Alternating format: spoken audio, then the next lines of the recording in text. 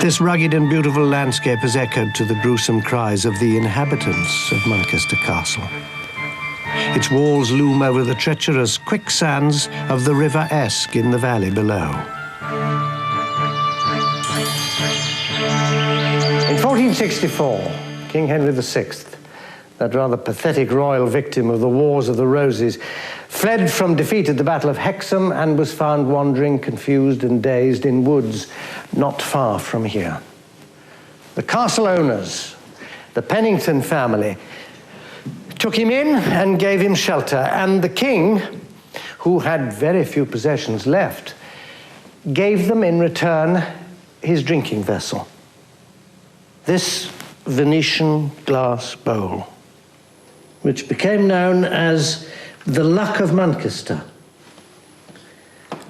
As long as the bowl is unbroken, the family will keep the castle. So far they have, and the bowl remains unbroken.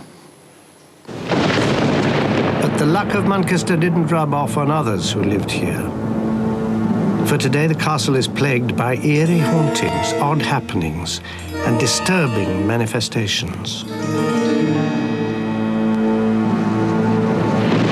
The present owner of the castle is Patrick Gordon Duff Pennington. Sometimes when I open the doors and open the shutters in the mornings, people pull the doors out of my hand.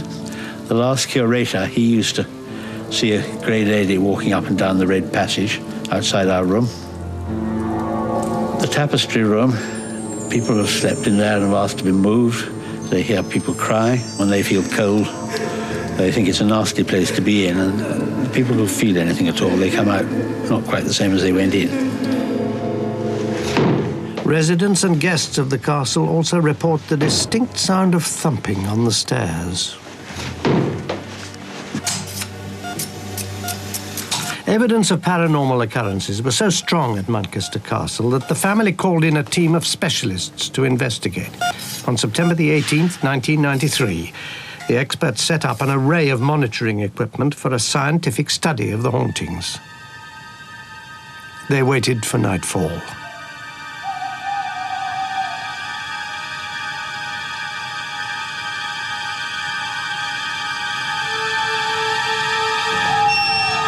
At 10:40 p.m., the investigators felt the temperature drop dramatically.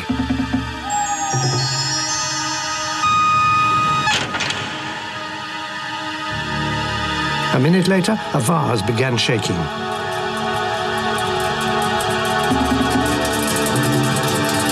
Then a loud thud was heard at the door.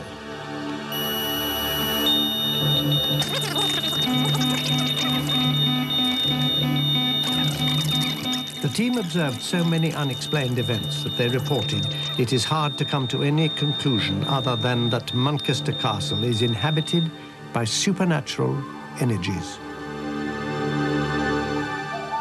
Not a few of the supernatural happenings have been attributed to a malevolent spirit that inhabits the castle. And in Manchester's long story, there's no more malevolent character to judge by events than Thomas Skelton. He was the last jester or fool to the Penningtons. He was known as Tom Fool and was responsible for the phrase tomfoolery. He was also a steward of the estate. He was a trusted servant of his masters and a tyrant to those beneath him. He's said to have known Shakespeare, indeed, to have been the model for King Lear's fool. Malicious, vicious, witty, and cruel. No one could play a trick more thoroughly than Tom Skelton. He loved to sit under a chestnut tree near the castle and wait for passers-by seeking directions. Those he didn't like, he'd send to their deaths in the quicksands below.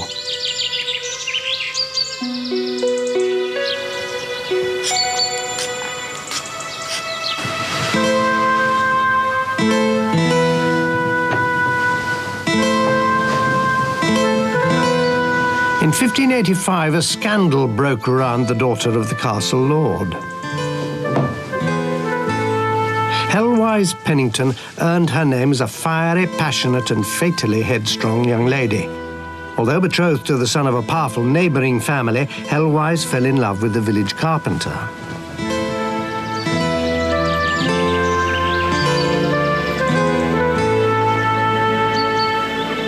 But their encounters were not to remain secret. When word reached Hellwise's father, Sir William, he sought out Tom Skelton, meeting him here under what became known as Thomas's tree. He told him to put an end to the scandalous affair.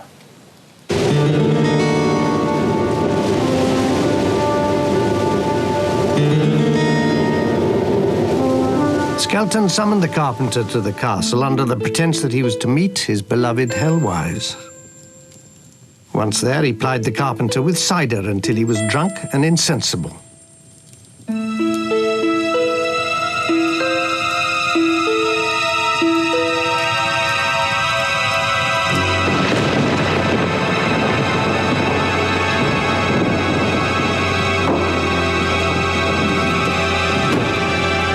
Then Skelton used the carpenter's own tools, a mallet and broad chisel, to hack off the young man's head.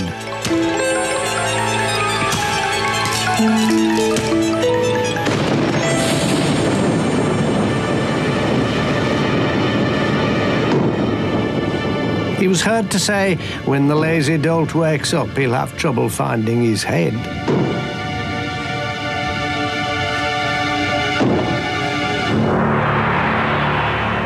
Always one to please his master, Skelton presented Hellwise's father with the young carpenter's head. History does not record Sir William's reaction.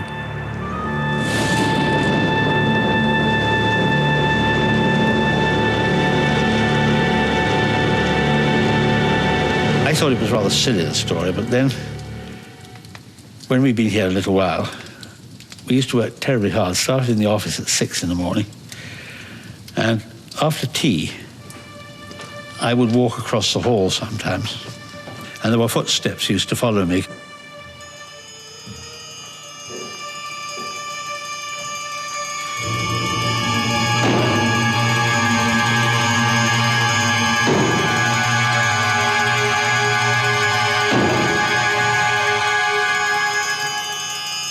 You don't think it could possibly have been an echo? No, I've tried that out. No, it wasn't. And I've tried it with sort of shoes that didn't make a noise, but I always heard the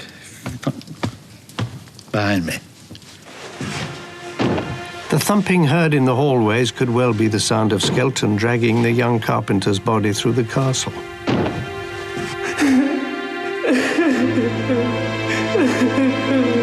And the mournful crying?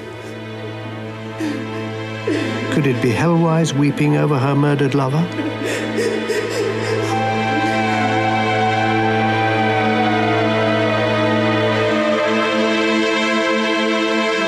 Afterwards, the heartbroken Hellwise disappeared into a nunnery and eventually went mad.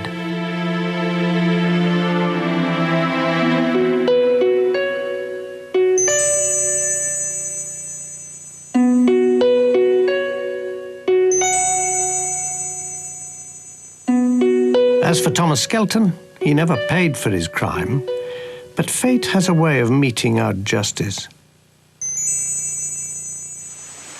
He drowned in the River Esk. Is Manchester still haunted by the presence of Tom Fool, waiting to play one last trick?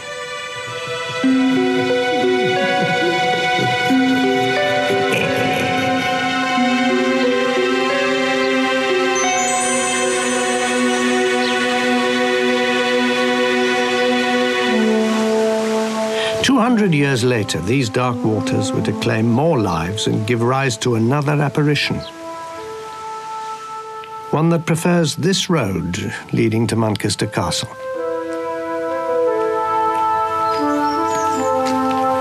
Good morning.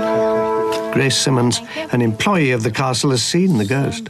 It'll be about October in 1985 that I'd been out for a night and coming back up the road, driving up the road with my husband, and just come around the corner and we saw this lady standing. She was leaning against the wall.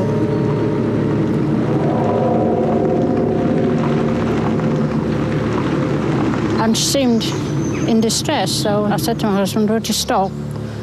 And I'll get out the car and go back and make sure she's all right. And yeah, we went back. When I got back to the corner, she'd gone. The woman in white began appearing after a gruesome murder in 1822. Love seems to be ill-fated at Manchester Castle. Mary Bragg, a servant in a nearby village, was madly in love with the castle's steward, but the housekeeper, a Miss Littledell, had taken a fancy to the same man. One night her jealousy turned to rage. Two ruffians appeared at Mary's door. Concocting a lie, they claimed her beloved had fallen ill and she must rush to him.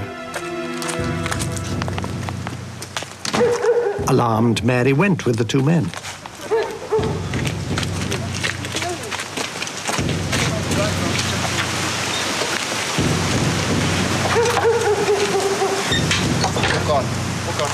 She never made it to her lover's side.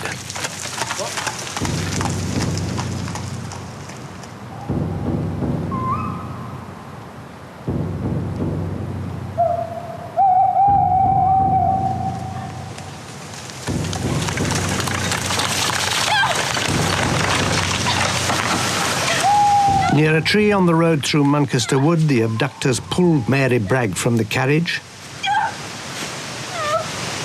A pistol was rammed into her mouth.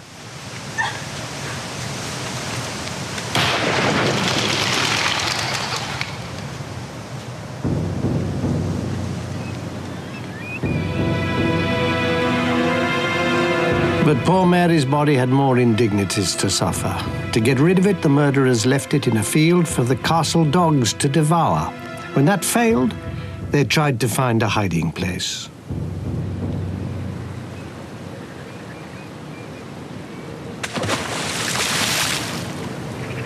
They hoped the waters of the River Esk would do their dirty work.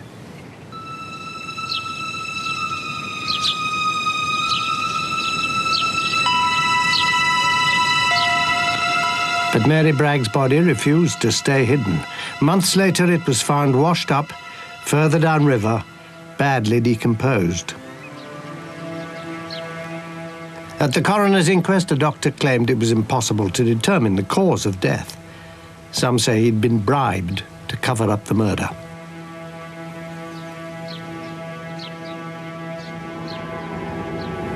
But those involved with Mary Bragg's murder did not escape their fates. They met with bizarre ends.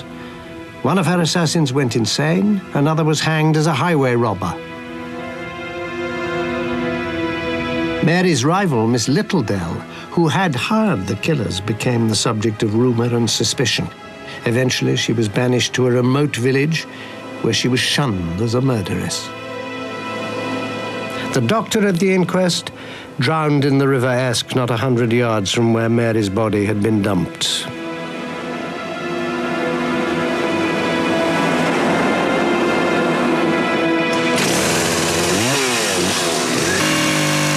In 1993, the tree under which Mary Bragg died was cut down.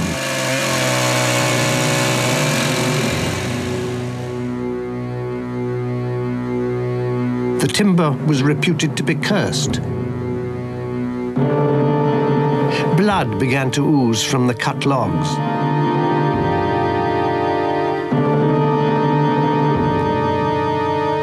No one locally would have anything to do with the wood. It had to be shipped to London to be sold.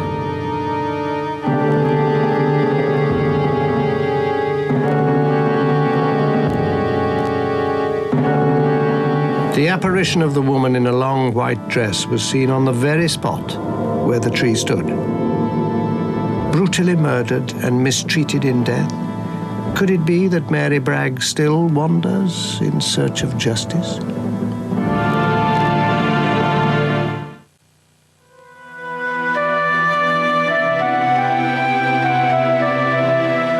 No unearthly presence is more powerful than one that haunts Sudeley Castle in the southwest of England.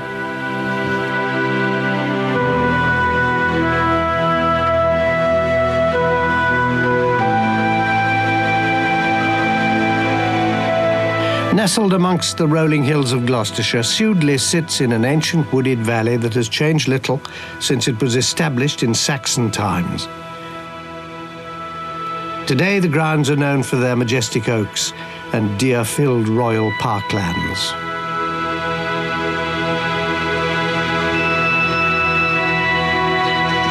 Sudeley Castle began as an extravagant royal wedding present in the 10th century.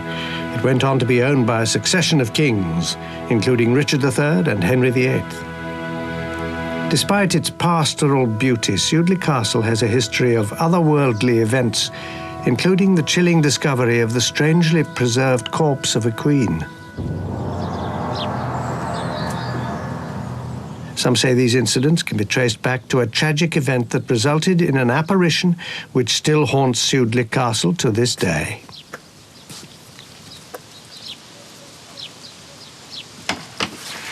Aha, Peter Tarnwell. That's right, Mr. Hardy. How nice to see you. Peter Timewell is the caretaker at Sudeley. He probably knows as much as anyone about the castle and its spirits. Employees report strange sights and sounds in the castle. The smell of an apple-scented perfume, the frequent forlorn sobs of a child, and the appearance of a tall, beautiful woman in a long green dress. The mystery of the lady in green is the key to the hauntings at Sudeley. Apples, yes. As Peter took me further into the castle, her presence appeared to become ever more tangible. And myself. This is the castle nursery. What a beautiful room. Feels very calm. Ah, but this is where most of the castle hauntings are taking place. Can you account for that? Well, I put it down to our Katie, Who's Katie? Queen Catherine Parr. And this is her. Catherine Parr was a striking figure. Nearly 6 feet tall, with auburn hair, she was intelligent and artistic, a lover of music and poetry. She is famous for being Henry VIII's 6th and last wife. Catherine Parr managed to keep her head and outlive him. Catherine always had a passion for this man, Thomas Seymour. He was handsome, selfish, a buccaneer, a political adventurer. He was determined to be near the crown. After Henry VIII died in 1547, Seymour proposed to his daughter, Princess Elizabeth. When she refused, he turned to the king's widow, Catherine. They were married later the same year and came to live here at Sudeley.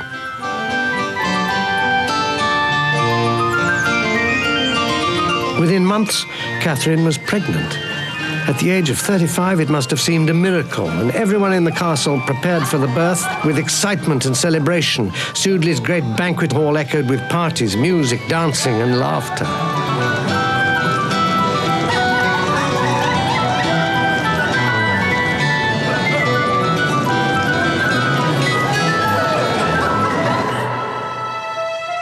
Then tragedy struck.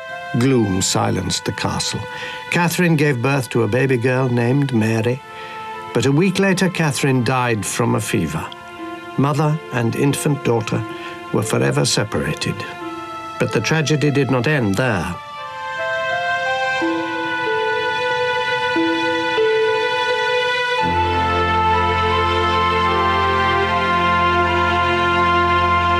With Catherine barely dead, Thomas Seymour abandoned his newborn daughter and headed for London. Thomas Seymour went straight to Princess Elizabeth's bedroom and proposed to her for the second time. And the 15-year-old had the good sense to turn him down again. Undeterred, off he went and asked her half-sister Mary. She too turned him down. Thomas Seymour's lust for power in the end was to prove his undoing. Indeed, he was beheaded for treason. And when he died, Princess Elizabeth wrote, "This day died a man of much wit and very little judgment."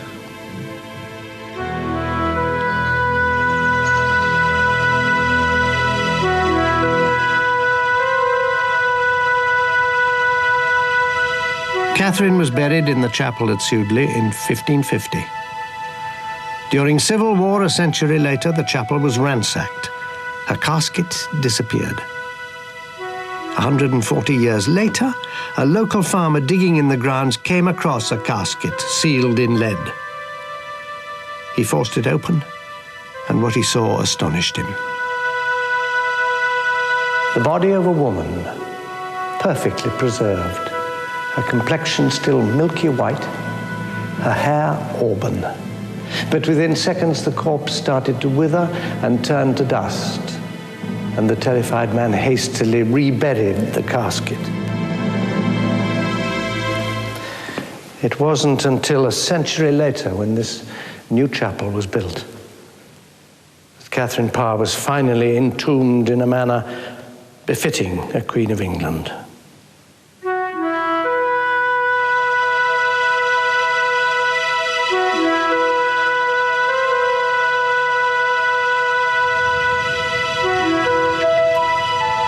Apparently, Catherine Parr's spirit was not to rest. Margaret Parker, who's worked here at the castle for 23 years, is the latest witness to the Queen's return. Must be about 9 years ago. In the middle of winter, the castle was all locked up, and it was just 5 girls and myself cleaning. And it was an artist upstairs in Catherine Parr's room painting. Knowing the woman artist was about, Margaret Parker wasn't surprised when she saw a figure standing in the window. Morning. But the artist had only just come down from the nursery.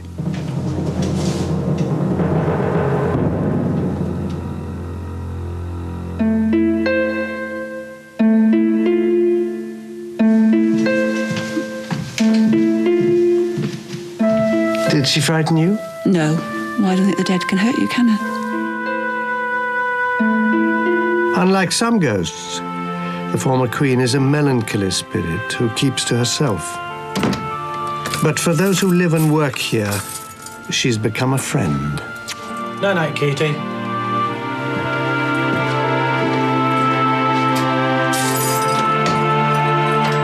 After Catherine's death, her daughter Mary mysteriously disappeared from history. No one knows what became of the unfortunate little orphan.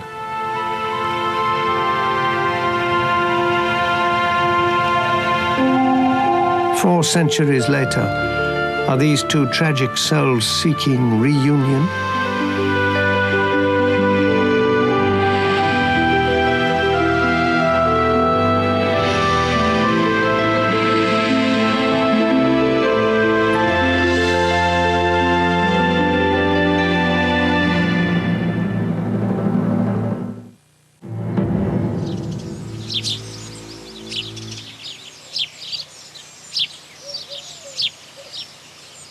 As if to purge itself of sorrow, Sudeley lay in ruins for 180 years.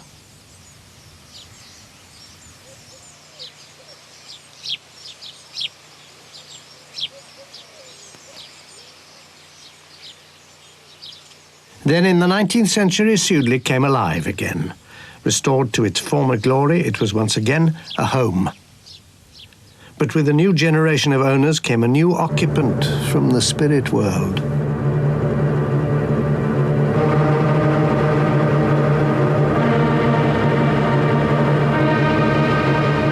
During the Victorian era, people were fascinated by ghosts. They were everywhere. To glimpse a spirit was to be reunited with a loved one who had passed on.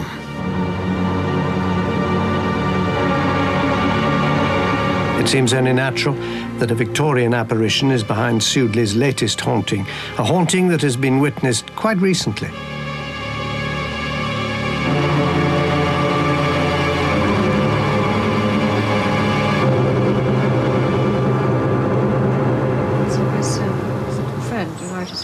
The present chatelaine and owner of Sudeley Castle is Lady Elizabeth Ashcombe, who hails from America. She inherited it from her late husband, Mark Dent Brocklehurst. There is, as I hear, quite a modern spirit that is to be seen in the castle. Can you tell me about her? Well, her name is Janet.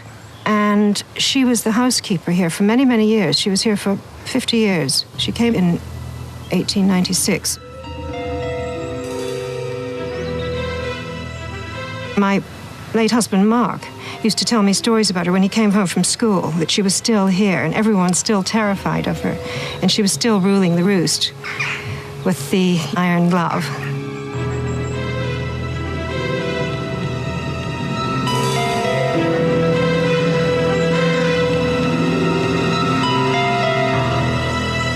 And so that's why I think she's still here. She just won't give it up.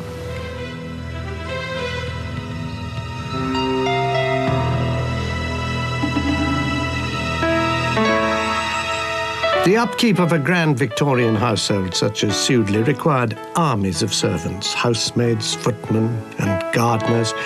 All had their allotted place in the hierarchy. As housekeeper, Janet was in a superior position. Together with the butler, she was responsible for the strict running of the castle, ensuring that everything ran like clockwork and taking orders from the lady of the house. But her supervision didn't end there. In accordance with the rigid moral code of the day, she took particular interest in keeping the female workers chaste. Many of them were young, unsophisticated girls from South Wales who were away from home for the first time. Janet took it upon herself to safeguard their morals, sternly keeping amorous boys at bay.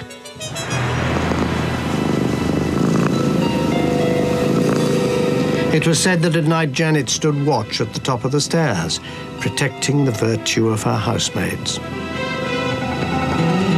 Even today, death has not loosened Janet's hold over her domain. Young girls who enter Sudeley seem to attract the housekeeper's attention, as one teenager found out in the summer of 1993 when she was on a tour of the castle.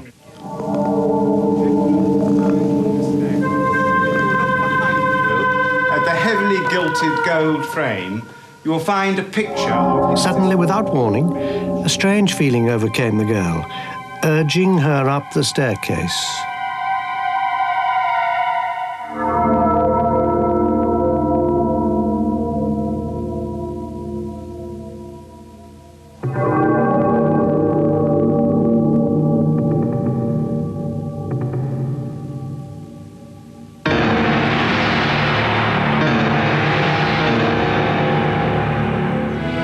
If Sudeley's ghosts seem to linger out of duty or longing, that is not the case with our next castle. There, the letting of blood has spawned a legion of anguished spirits, for this is the Tower of London.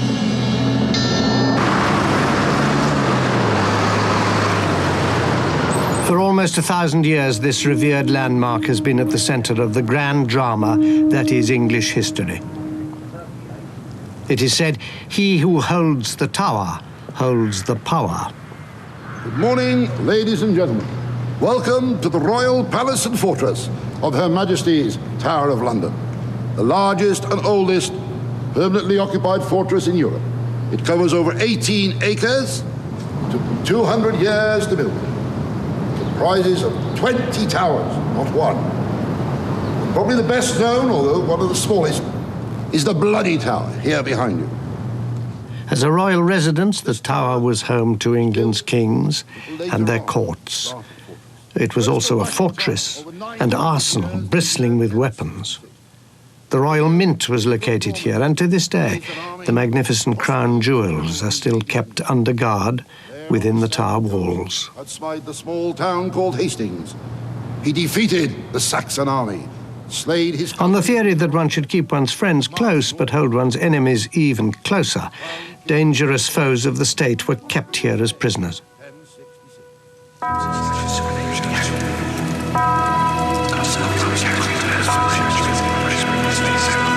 Torture and violent death were an ever-present possibility for the people of England.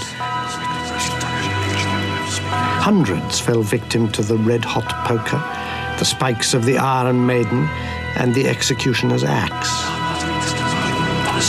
The tower was witness to bloody deeds, terrible torment, and unbearable suffering.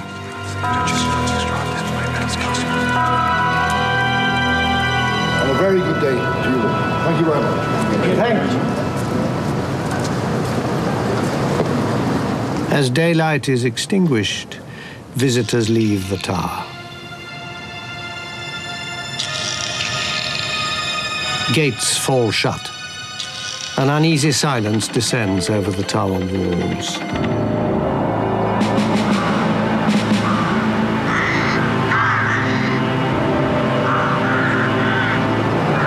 As the ancient stage for dramas of cruelty, ambition, and revenge, the tower is said to be the most haunted castle in England.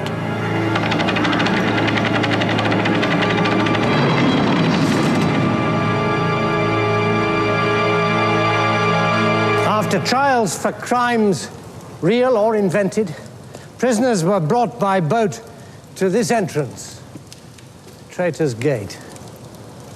Then under guard, the condemned were led into the tower grounds. The ravens watched them pass. Legend has it that as long as the ravens stay, the tower will stand, and England will remain unconquered. World War II, the Blitz. London is under siege from German planes.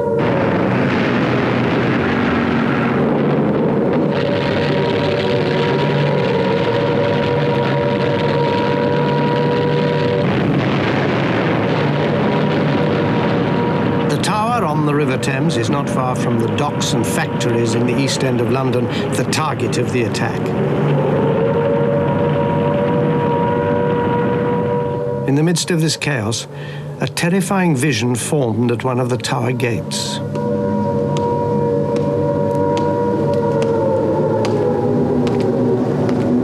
It was the autumn of 1940. A soldier was standing guard. He was completely unprepared for what was about to happen.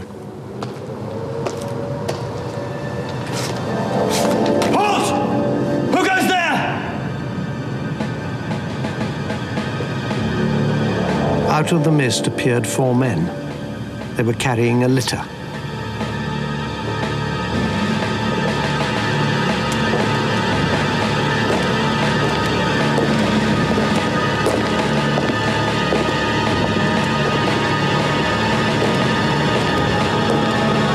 As they neared, the soldier could see a figure under a blood-stained blanket.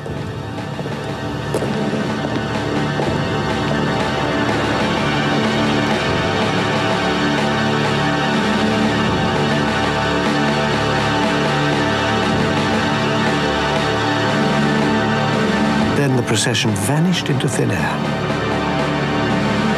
The uniforms, later described by the Century, were exactly what sheriff's officers would have worn in the 14th century.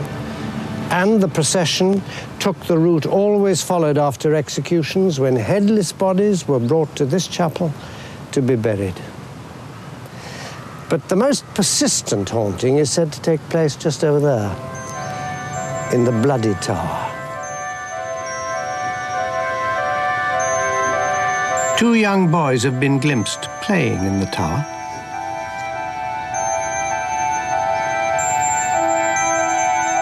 They are believed to be the spirits of 2 princes, 9-year-old Richard and the heir to the throne, 12-year-old Edward, the victims of a shocking crime.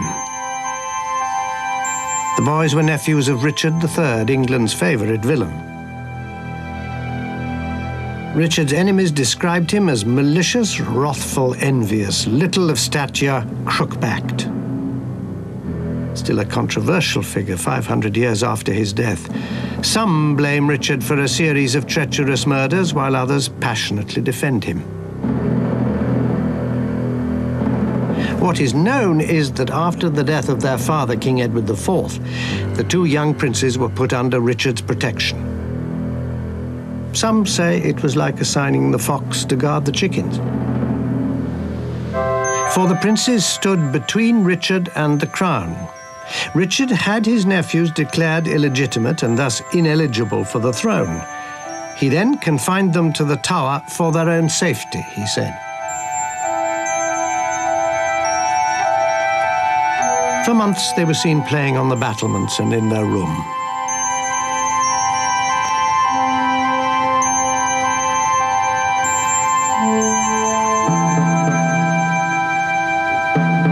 But suddenly, in the autumn of 1483, the two boys disappeared, never to be seen again. No one knows exactly what happened, but with his nephews out of the way, the last obstacle between Richard and the throne was removed, allowing him to be crowned King of England. 40 years later, Sir Thomas More, himself later executed at the Tower, described in a book what he believed to be the fate of the boys. He said Richard had dispatched 2 of his men to the Tower. As the boys slept, they stole into the room.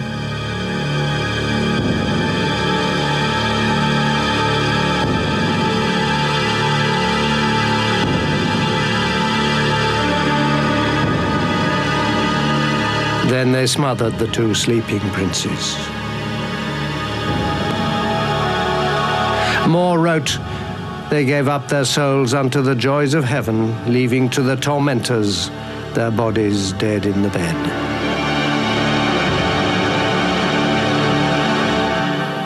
According to More, they were buried under a great heap of stone. In 1674, workmen uncovered a chest just near here. In it were the skeletons of 2 children. In 1933, these were scientifically examined. From the bone formation and the structure of the teeth, it was concluded they were the skeletons of 2 boys, a 12-year-old and a 9-year-old, matching the ages of the princes.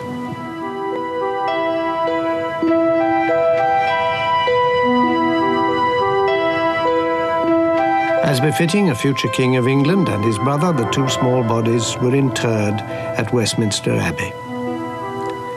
But their hapless spirits linger in the bloody Tower.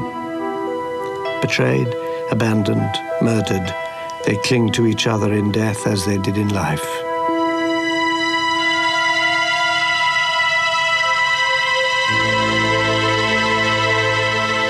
The ghosts of the 2 little princes are reminders of the ruthless history of Britain's early monarchy, and the spirit that appears in this area of the Tower is connected to another king's murderous determination. These rooms are the home of a particularly gruesome apparition.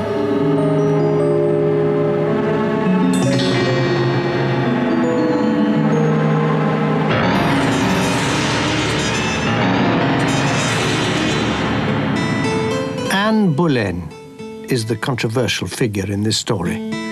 Some champion her as a modern woman, vibrant, headstrong, and intelligent. Her enemies saw her as an ambitious schemer with an arrogant, tempestuous spirit. Anne's boldness and independence enchanted King Henry VIII. The attraction would precipitate a major turning point in English history and a personal tragedy for Anne. The king was married to Catherine of Aragon, but after 22 years, she failed to produce a male heir. For the young, flirtatious Anne Boleyn, it was easy to bewitch the king. He pined for her. He wrote her passionate love letters. Matters came to a head when she became pregnant. Expecting the son he so desperately wanted and needed to ensure the succession, the king convened Parliament and had his marriage with Catherine annulled. And the divorce which followed caused the celebrated break with Rome and the beginning of Protestant England, of which Anne Boleyn finally became queen. But she gave birth to a girl, the future Queen Elizabeth I. Her second child, a longed-for boy, was stillborn. Henry grew tired of waiting for Anne to produce a son. His passions were aroused by a young lady-in-waiting, Jane Seymour. Where Anne had been the other woman, she was now the aggrieved wife. Anne had become an obstacle to Henry's dynastic ambitions. She had many enemies in court. Rumors of witchcraft, adultery, treason, even trumped-up charges of incest with her brother gave Henry the opportunity he needed. Anne was arrested and taken to the Tower. Tried and found guilty, she was sentenced to be executed.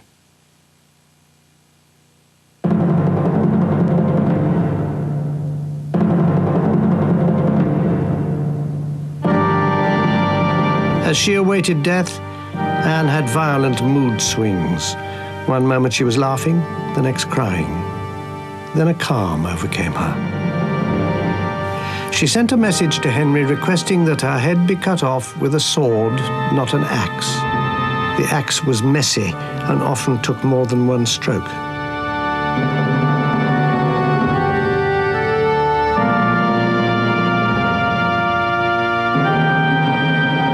The morning of May the 19th, 1536, a flock of scavenging ravens gathered to watch as Anne Boleyn was led into the courtyard of Tower Green.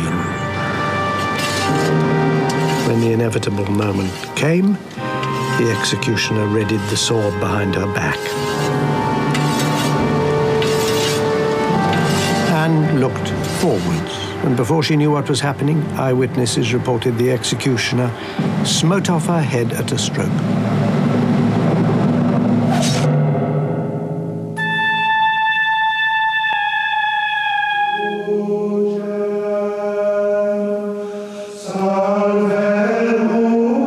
Within 24 hours of Anne's burial, King Henry married his new wife.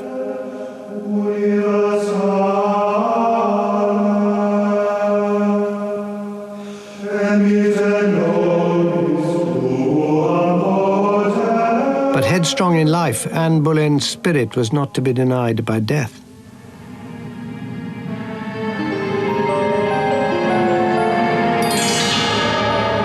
An apparition has been sighted near where Anne spent her last days. In 1864, a Tower of London employee working there suddenly felt a cold mist around him. A woman's figure emerged.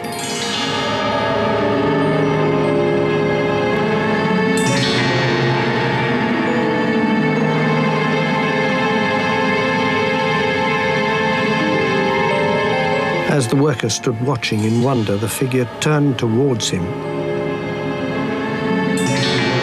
But where a face should have been, there was nothing.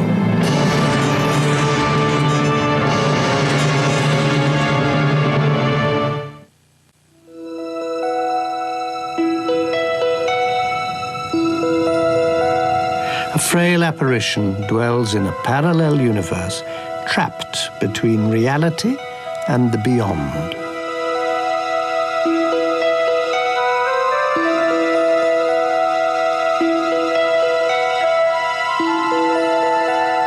Are these restless souls condemned for eternity to walk this blood-stained earth, tormenting the human psyche?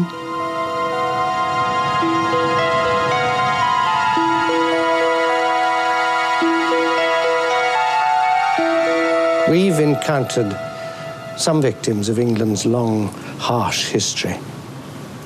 Perhaps we better leave this haunted tower before we too lose our heads.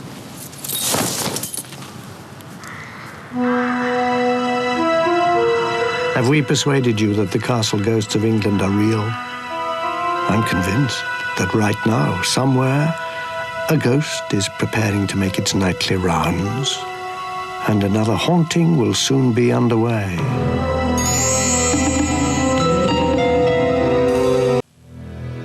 Scotland is a land that has witnessed a bloody history of intrigue and betrayal.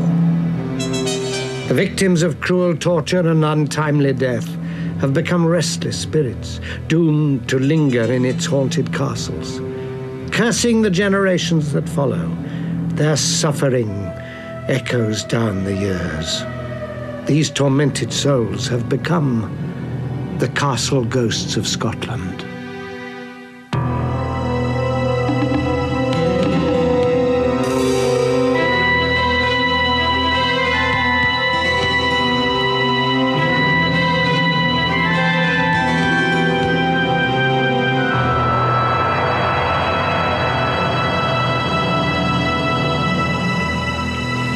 Have you ever seen a ghost?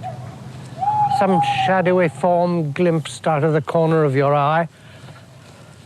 A half-seen figure that disappears suddenly the moment you turn to face it? Here in Scotland, where I live, I've more than once had the uncanny feeling that, though I may be alone, someone or something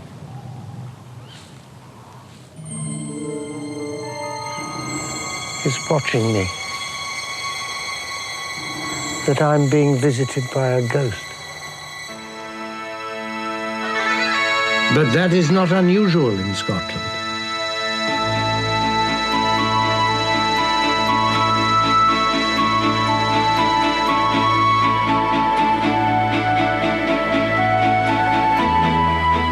Scotland's past is as rich and dramatic as its landscape.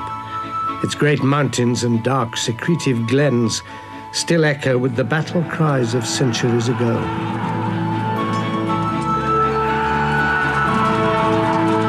As well as Scotland's warlike traditions, there exists a strong belief in the powers of the supernatural.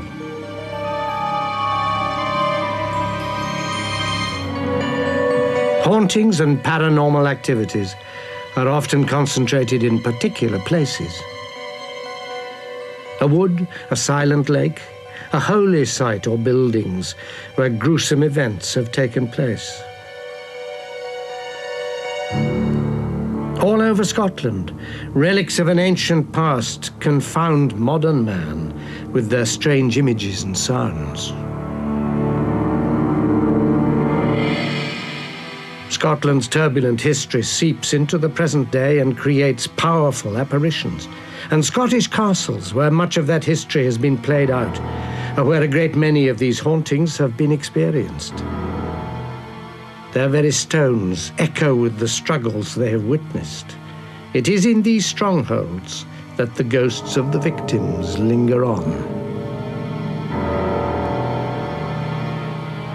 Scottish castles were the sites of many bloody battles fought to preserve independence against the English. But within Scotland's own borders, thousands were slaughtered as a result of violent feuds between different Scottish clans.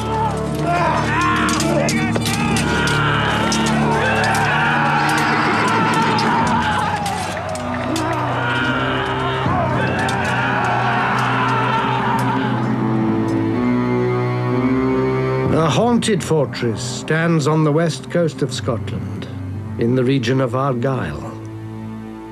This is Duntroon Castle, dominating the rocky headland overlooking the Sound of Jura. Built more than 800 years ago to guard the surrounding countryside against raiders from across the sea, Duntroon is the oldest continuously inhabited castle in Scotland. Now a peaceful home, it was once the scene of bitter clan fighting. To this day, Duntroon is haunted by the heroic deed of a lone piper who paid for his clan loyalty with a gruesome death. Mysterious music is often heard, the piper's desperate tune carried on the wind across the misty waters. The sound of Scottish pipes has haunted the castle for many years, summoning memories of Duntroon's brutal past.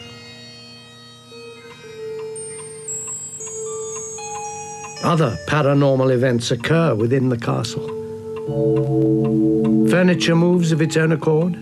Objects hurl themselves at walls. Clocks stop. And a gruesome discovery was unearthed beneath the castle flagstones. Duntroon Castle has been in the Malcolm family since 1792 and is today the property of Robin Malcolm of Poltalloch. It's long been said that the spirit of the Piper of Duntroon is still about the castle. Do you think he's here? Yes, certainly we do. My wife and I never feel alone here, and our dogs will sometimes let us know if something is passing. Don't you?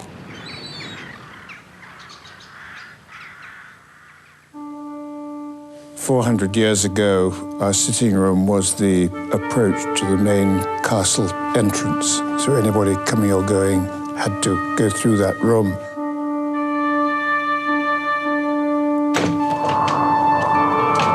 On certain nights, the Malcolm's dog behaved strangely, as if it had seen and heard something.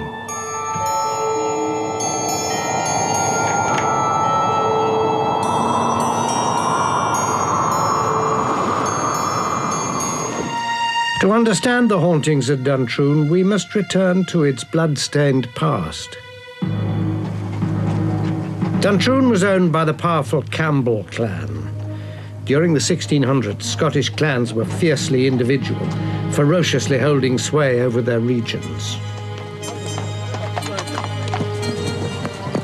At that time, as a result of a civil war raging across Britain, the Scots were divided. The Campbells fought on the side of Parliament, while others, like their enemies the MacDonalds, supported the king, Charles I. Hearing that most of the Campbells were away from their castle at Duntroon, Colkitto, a MacDonald chieftain, took advantage of the situation and attacked the castle.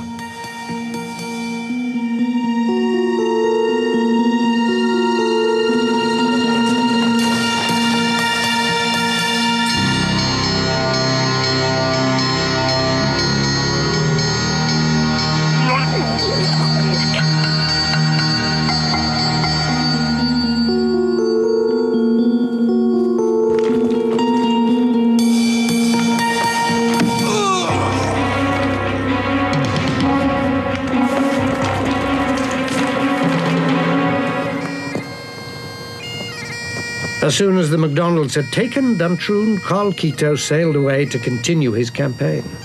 He left behind a small garrison and his loyal piper to guard the castle.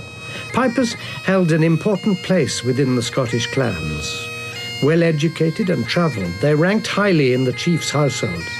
When going into battle, the pipers stood forth alone, piping the men onward, their focus of loyalty.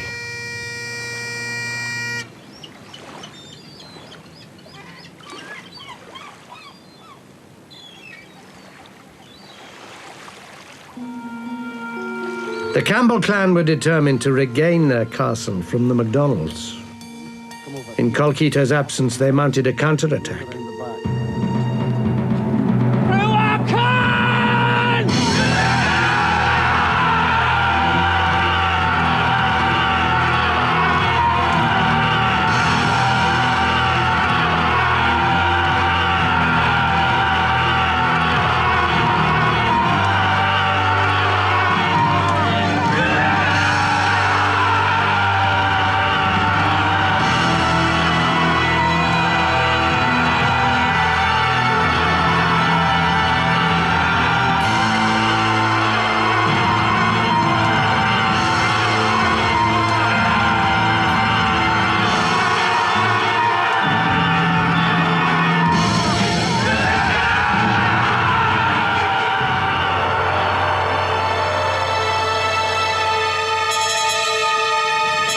Eventually, the Campbell clan recaptured Duntroon.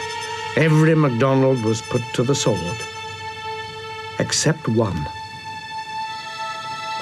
the MacDonald piper.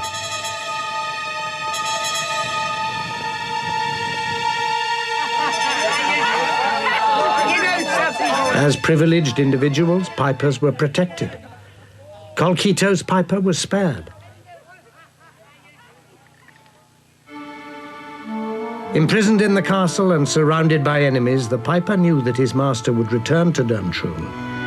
At any time, Colkitto's boat could appear across the waters, bringing him back and heralding the MacDonald clan's return to the castle and almost certain death. As day dawned, the piper scanned the horizon for a glimpse of his master's boat, desperate to find a way of warning him. At last the piper saw a shape on the horizon and made out the MacDonald galley. He did the only thing he could to warn his master. He began to play his pipes.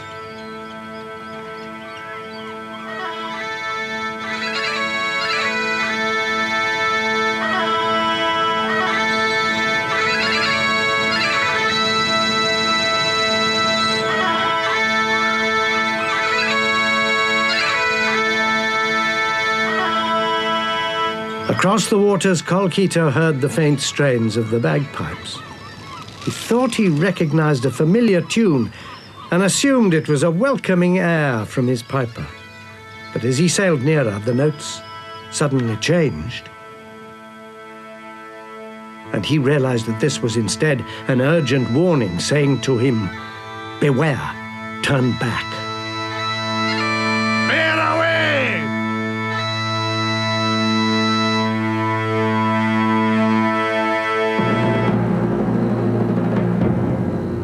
Colkito turned his boat about, and the MacDonald sailed away to safety. But for the piper, there was no escape.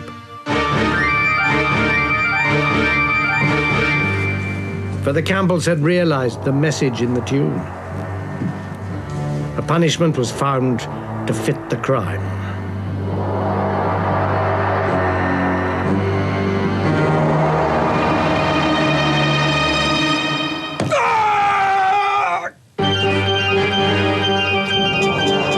They cut off his hands so he could play no more.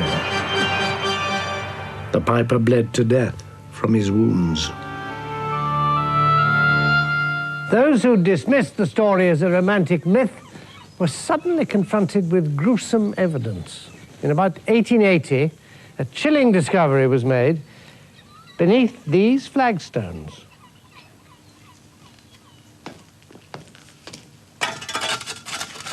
Repairs were being carried out here, and the stones were being replaced. Suddenly, one of the workmen gasped in horror. Hey, John, look at this. He called his workmate over. Staring up at them from its shallow grave was a human skull.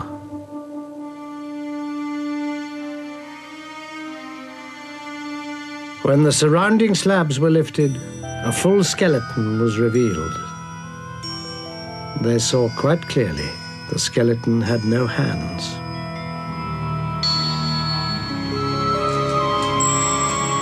The workers and the castle lord stared in amazement. Surely the bones that lay before them were the mortal remains of the ghost that haunted the castle, the Piper of Duntroon.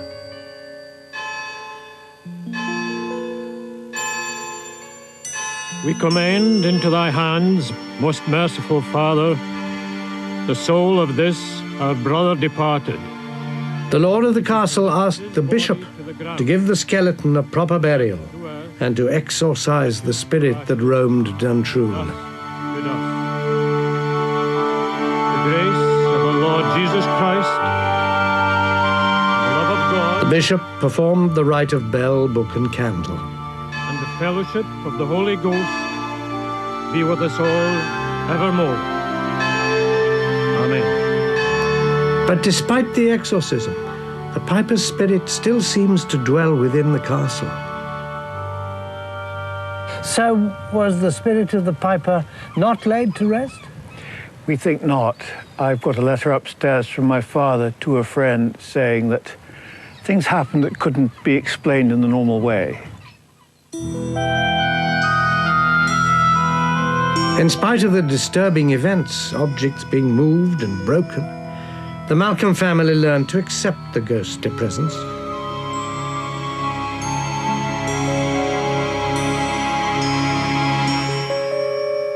But why is the Piper still haunting Duntroon?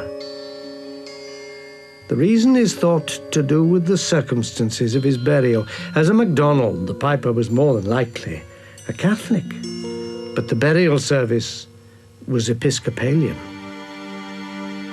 The Malcolm family believes that the Piper's spirit was never truly laid to rest.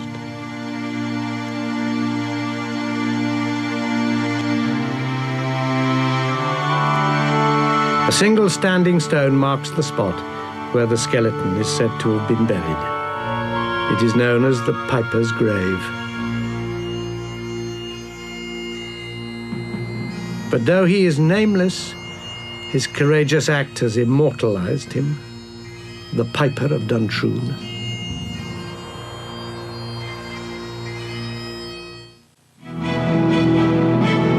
Another Scottish castle has 3 fearsome hauntings.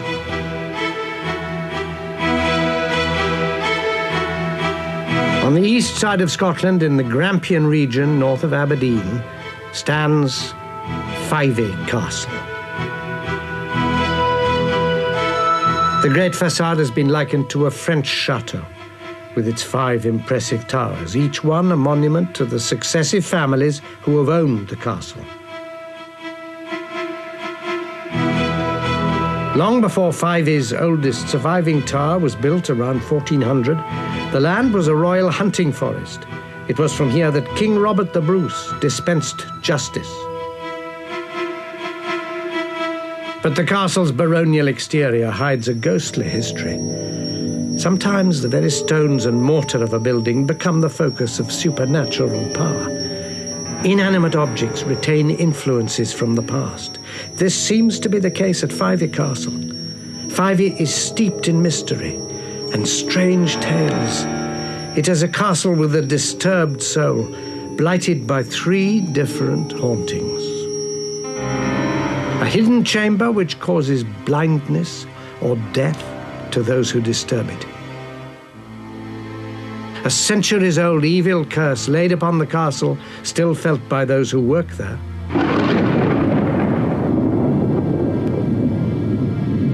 And the ghost of a betrayed wife, the Green Lady, who walks Fyvie's long corridors to this day.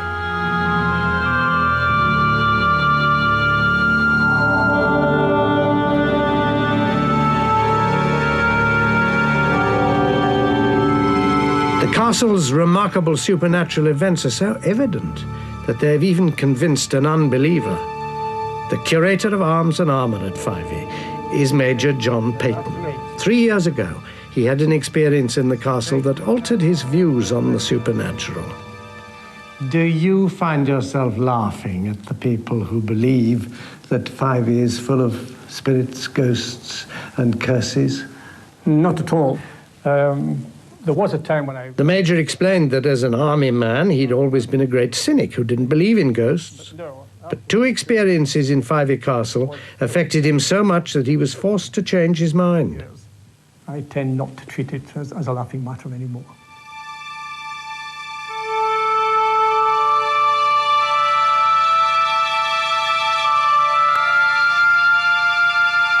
One wet January afternoon, as the Major entered Fyvie's drawing room, he stepped aside to let somebody pass. But when he looked, no one was there. Only a strong rose perfume was left hanging in the air. The Major searched for a logical explanation, but when he questioned the domestic staff, he discovered that no rose-scented products, no room sprays or polishes were used in the castle, and that at the time of the incident, he had been entirely alone in this tower. Then a month later, another incident occurred. Hello. What's been bothering you? The Major was urgently summoned to calm down a tourist who was in great distress. Looking in this mirror. The visitor described to the Major how she'd been looking around a bedroom when she saw something in the mirror that scared her half to death. Through a haze of shimmering green appeared the figure of a woman in a long, full dress, ropes of pearls around her neck.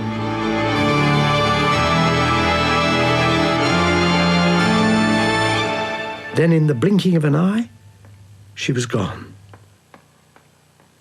The Green Lady is thought to be the ghost of Dame Lilias Drummond.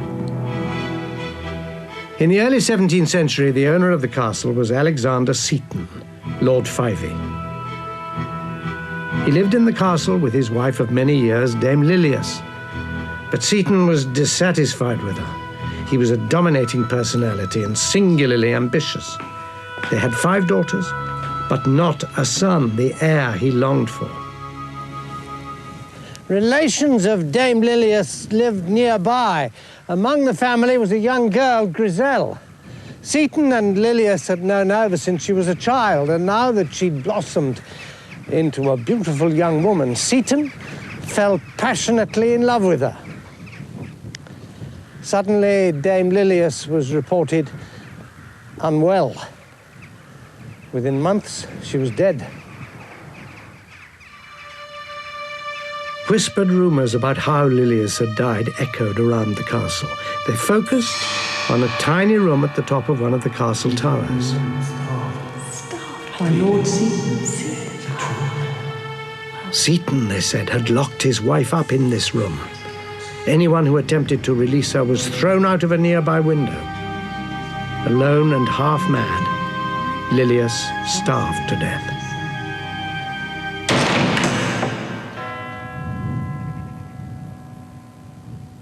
Only weeks after his wife's suspicious death, Seaton married the young Grisel. Because of his powerful position within the Scottish hierarchy, Seaton's actions were never questioned. Dame Lilius, however, would soon return to take her revenge on the new bride and groom.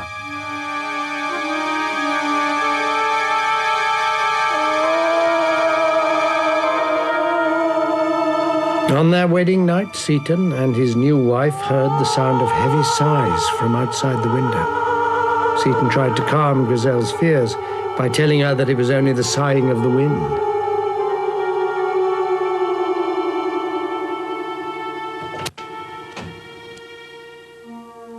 He opened the window and looked out, but the night was still, and he could see nothing in the darkness.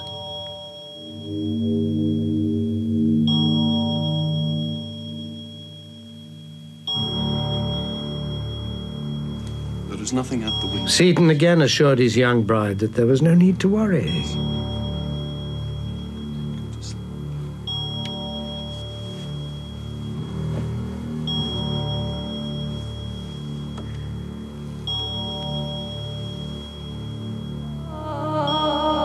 But as the night wore on, the sounds coming from the window grew louder and more human, like the cries of a woman in great despair.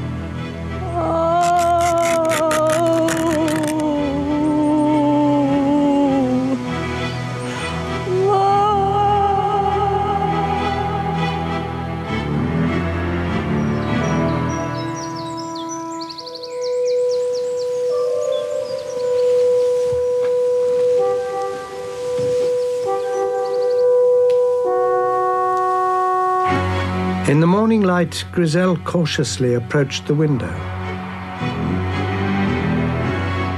She saw that something had been carved on the window ledge. In letters nearly 3 inches high and inscribed from the outside were the words, D. Lilius Drummond.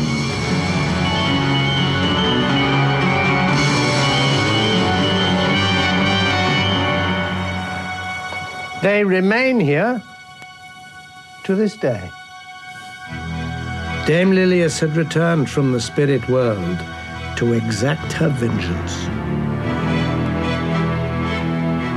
The Green Lady is a startling apparition, but though her appearance is distressing, she rarely causes harm.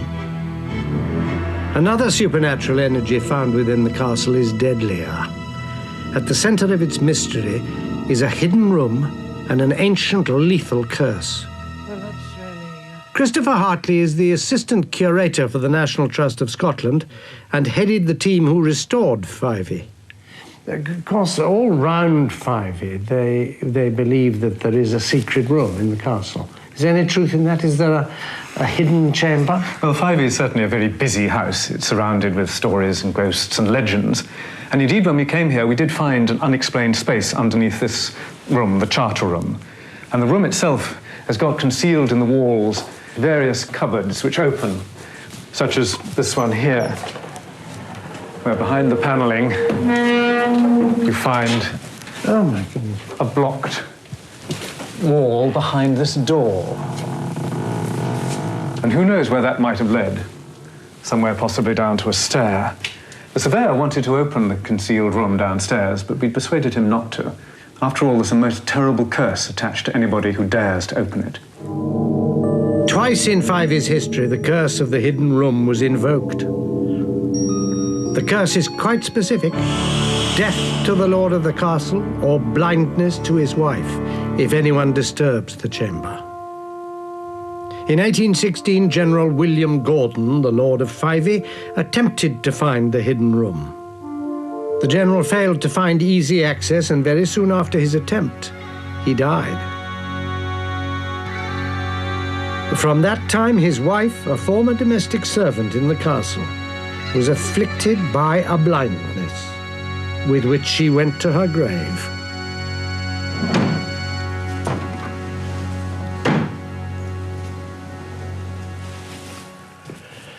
Some members of the family were undeterred. 60 years later, another Gordon, Sir Maurice, determined to enter the secret room. But on the very day that his workmen started the job, Sir Maurice fell and broke his leg. He immediately ordered the work to stop before anything worse could happen. He thought he'd evaded the curse.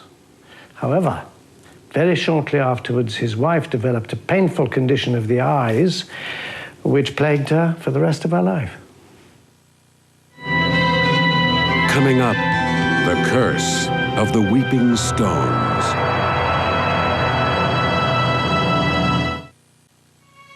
Already crowded with supernatural phenomena, Fyvie houses yet another mystery. It is known as the Curse of the Weeping Stones.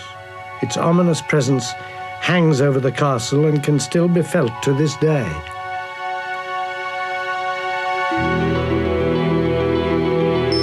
The tale of the curse is as old as the castle.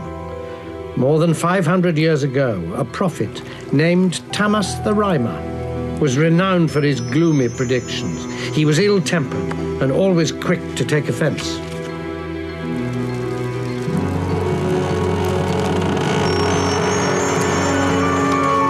Thomas announced that he wished to visit Fyvie Castle. In anticipation of his arrival and to welcome him, the castle's great doors were opened and were kept open at all times. But the years passed and Thomas had not come. Still, the door stood open. 7 years and a day after he'd first announced his intention to visit the castle, Thomas arrived. But as he approached the entrance, a freak storm blew up. The door slammed in his face. Thomas viewed the incident as a personal insult, and in his anger, he laid a curse upon the castle and its lands.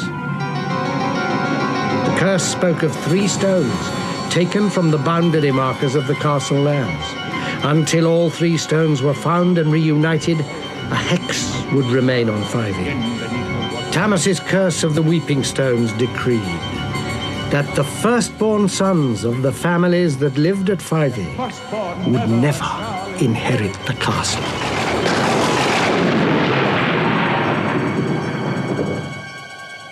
One stone was recovered and has been protected ever since.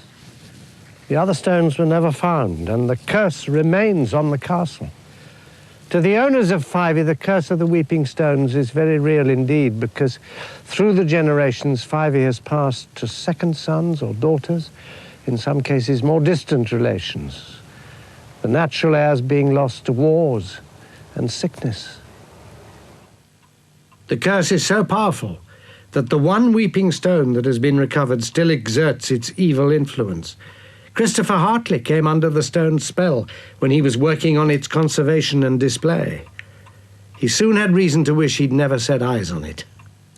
While we were working at the castle, I spent quite a lot of time with the Weeping Stone, examining it and preparing it for show to the public. And it was strange that every time I seemed to be closely working with it, shortly after, something terrible happened to me. The first time, having worked very closely with the stone, I twisted my ankle. And so did the surveyor, who'd also seen it on the same occasion. The next time, I sprained my knee very badly. And the third time, when I put it into a showcase, I was rushed to hospital in the middle of the night with kidney stones. I don't like to look at the stone anymore or go too close to it at all. I try to avoid it if I can.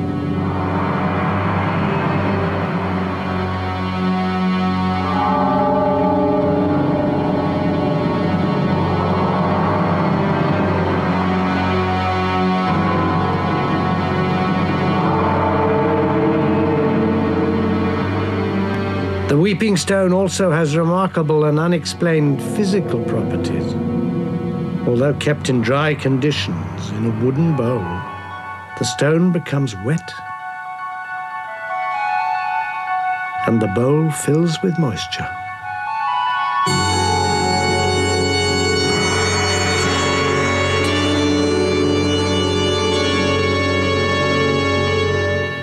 The story of the Weeping Stones is an enigmatic tale which generations of Fyvie's owners have been unable to ignore.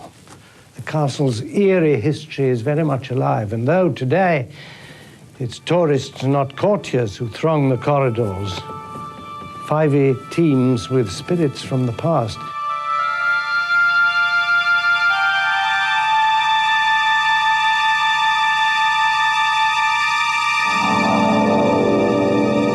As Christopher Hartley says, the air here is very busy with more than human visitors.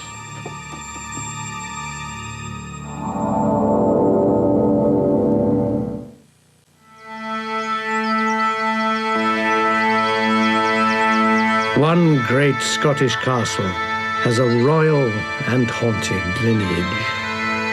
In the midst of the lush Angus landscape, at the centre of what was once a holy region, is Glamis Castle. It is without doubt the most haunted castle in Scotland.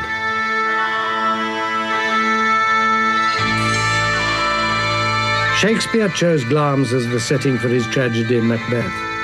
Here it is said King Duncan was stabbed to death by Macbeth.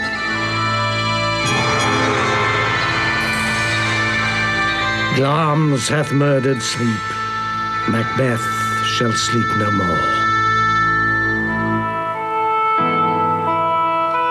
But the real lords of Glamis, the Lyon family, have a long and violent history as dramatic as any Shakespearean tragedy.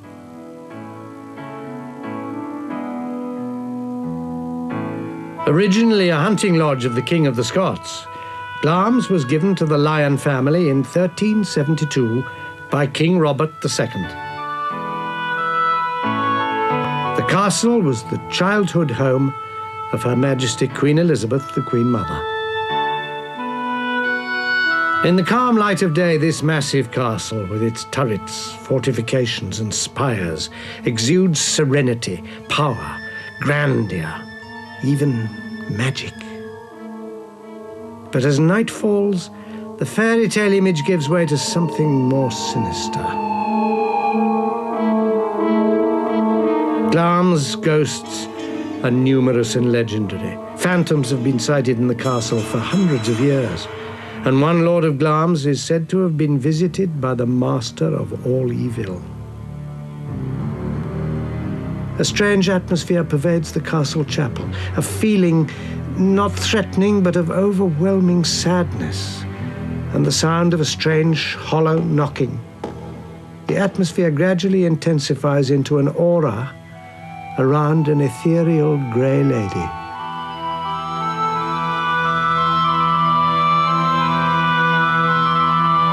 She kneels quietly at the altar, saying her prayers.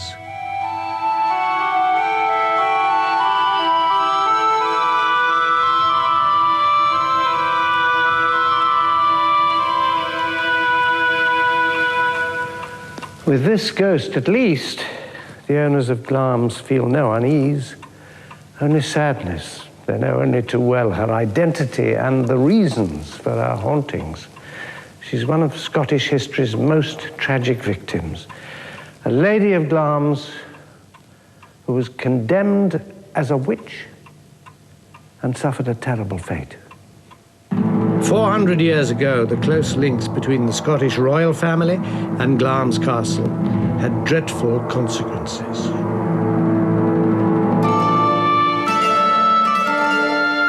The sixth Lord Glamis had married the beautiful and accomplished Janet Douglas, and they had a son, John. The family lived peacefully at Glamis until the Lord died in 1528, leaving his wife in a very vulnerable position. Janet belonged to the Douglas clan. Her brother was stepfather to the king, James V, who despised his tyrannical stepfather. His loathing grew into an obsession, and he carried out a ruthless vendetta against the Douglases. The innocent Janet became the focus of the king's hatred. As a widow, Lady Glamis no longer enjoyed the protection of marriage, and King James seized Glamis for the crown. Lady Glamis was accused of magic and sorcery, of witchcraft, and mixing deadly potions with which to poison the king. No one doubted that these charges were completely false, but she and her son were arrested and taken to Edinburgh Castle, where they were imprisoned in its dark, fearsome dungeons. Meanwhile, King James occupied Glamis, held court here, and seized its contents for himself. Imprisoning Lady Glamis had been easy. Convicting her of the charges levelled against her proved much more difficult. Janet's character was without blemish. She was much respected by everybody who knew her, so that to procure testimony of her alleged treachery, the king had to resort to torture. Lady Glams's faithful servants and clansmen were stretched on the rack to extract false evidence against her. Her 16-year-old son, John, was forced to witness these horrors before he himself was brutally tortured.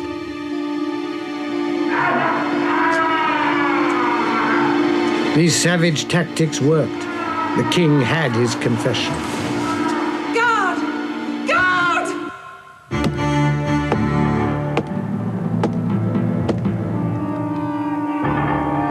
Janet was convicted of witchcraft, and she and her son were condemned to death. On the 17th of July, 1537, Lady Glamis was led out to her execution.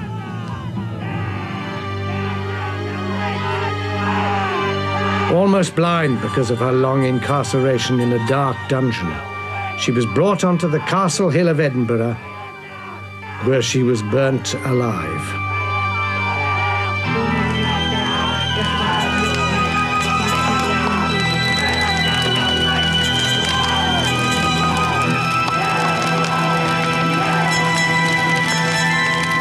The onlookers fell silent.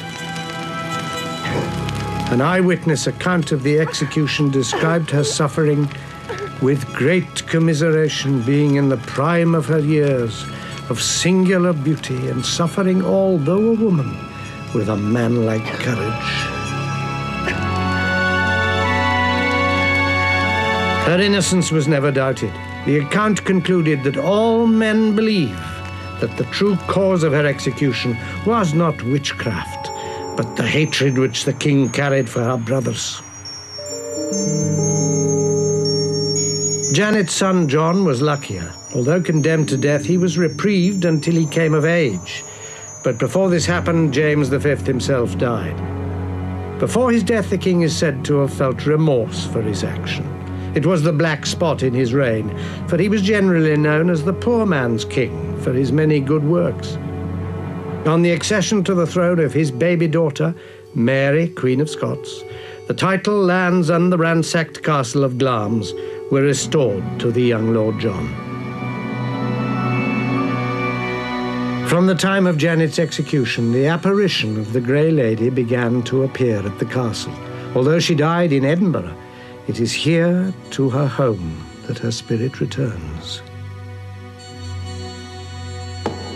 The hollow hammering sound often heard in Glamis when she appears is believed to be the ghostly echo of workmen building the scaffold on which Lady Glamis was put to death. Ghosts do not always seek out the living. Some, like Glamis's Grey Lady, keep returning to a particular place, oblivious, apparently, of the living world around them. Like a recording of the past, trapped in the castle's atmosphere, her image is played and replayed. Other hauntings are attributed to so-called ghosts of conscience. They attempt to connect with the living as a warning so that the living may avoid their terrible fate. They need to make contact. This is the case with another of Glamis' disturbing manifestations. Unexplained sounds have been heard in the castle late at night. Men's voices arguing, the rattle of dice, and the spectre of an enormous man with a long flowing beard.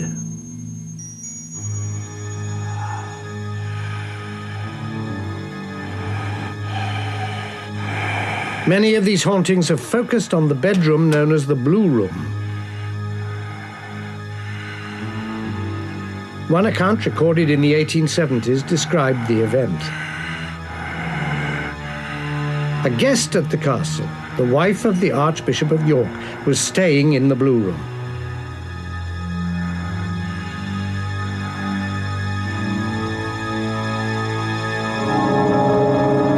She awoke with the feeling that something had brushed her face, but she couldn't see anyone in the room.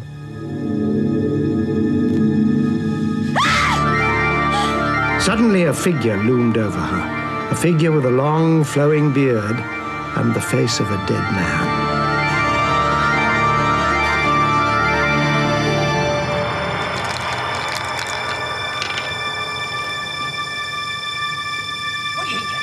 At other times in the castle, late at night, the family has been disturbed by the sound of men's voices raised in anger, cursing, and the rattle of dice being thrown. Sounds that seem to emanate from this walled-up chamber within the castle crypt. Could these strange sounds and the haunting in the blue bedroom be connected? In 1454, Patrick, the first Lord Glamis, was said to have played host to an evil visitor at the castle.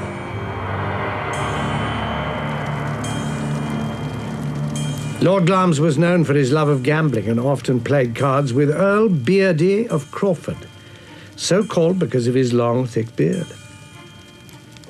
The pair were playing together late one Saturday night when a servant entered and reminded them of the hour. It was nearly the Sabbath, and gambling was forbidden on the Lord's Day. Time is wearing on. Oh, wait, no bother me, man. Can you not see him in the middle of the game? But the men ignored him and played on. At 5 minutes to midnight, the servant again entered and pointed out the time. My lords. We care not what day of the week it is, Earl Beardy roared.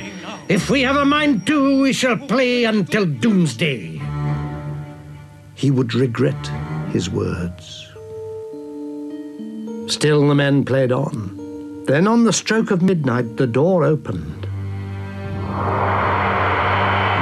A mysterious stranger entered.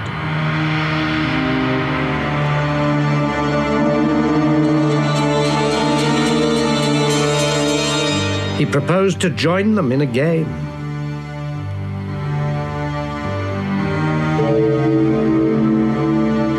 The stranger sat down and placed a stake of sparkling rubies on the table.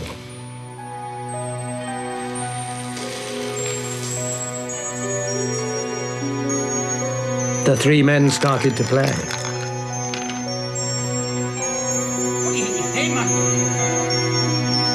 Lord Glamis and Earl Beardy soon got into a heated argument.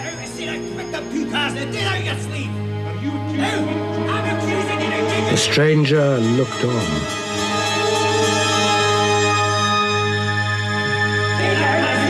The sounds from the room became loud and furious, and the servant longed to enter and see what was happening. But as he approached the door, he reeled back in terror. The two gambling men were enveloped in flames. That night, the castle knew it had entertained the Prince of Darkness, Lucifer.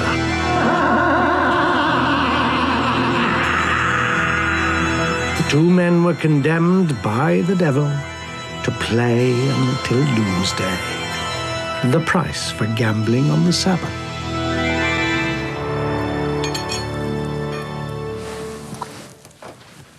In Scotland's ancient castles, how many of these imprints from the past linger on the fringe of our existence?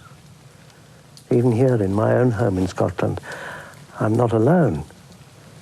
This house was built on the site of an ancient monastery, and my resident spirit is a monk who walks the house at night and stokes the fires. Why he remains here is a mystery I've not yet solved. In the meantime, he's a gentle and useful ghost. I can live with him.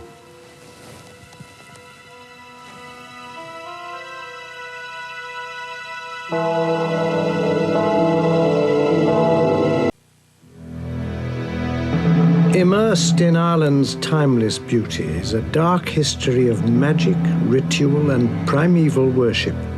Elemental forces from this ancient past come back as apparitions to wander amongst the living.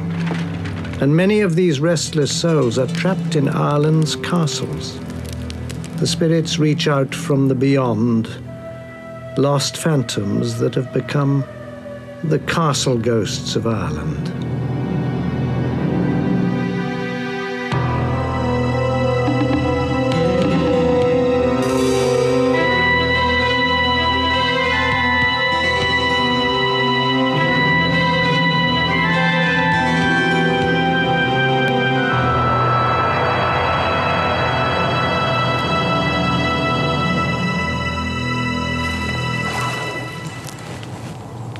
If you don't believe in ghosts, a visit to Ireland might change your mind. The Emerald Isle is filled with eerie occurrences and unexplained phenomena which might make even the most skeptical among you pause for thought. But a word of warning. What you will see could disturb you.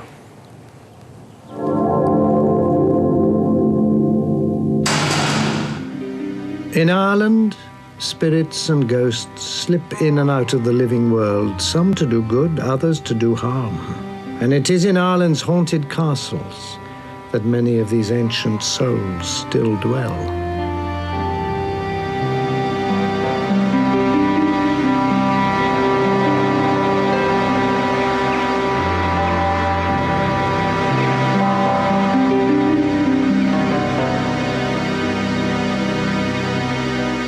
In County Carlow on Ireland's east coast, in the village of Clonegall, stands Huntington Castle.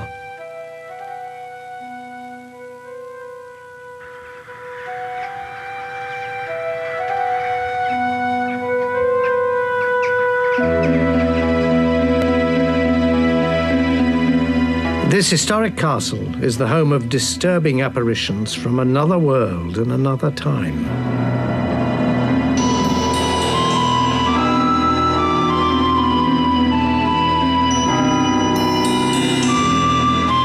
The castle was originally built in the 14th century as the stronghold of the Kavanaghs, an old Irish clan. Since that time, there have been many changes of ownership, and the castle has been rebuilt and added to by each successive owner. At one time, an abbey stood here. Religion has always had a special place at Huntington. But something even older dwells at Huntington. A primeval psychic force from Ireland's deepest history, so powerful it radiates beyond the castle walls.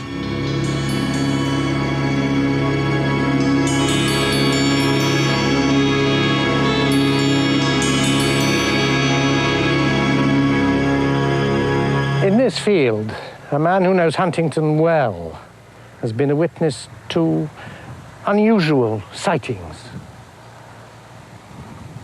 He says that he's repeatedly seen a group of men and women in the field in long clothes, that they've been moving away across the field and that they've suddenly vanished.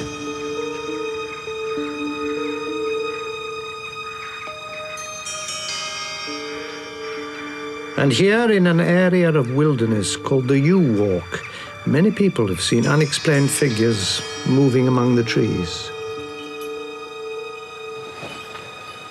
But it is this spot, deep inside Huntington, that may well be the center of the castle's hauntings.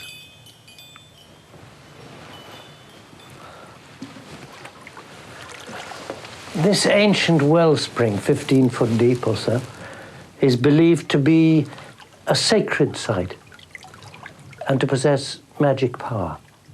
It has never run dry, and it has provided the castle with a lifeline of water in times of siege.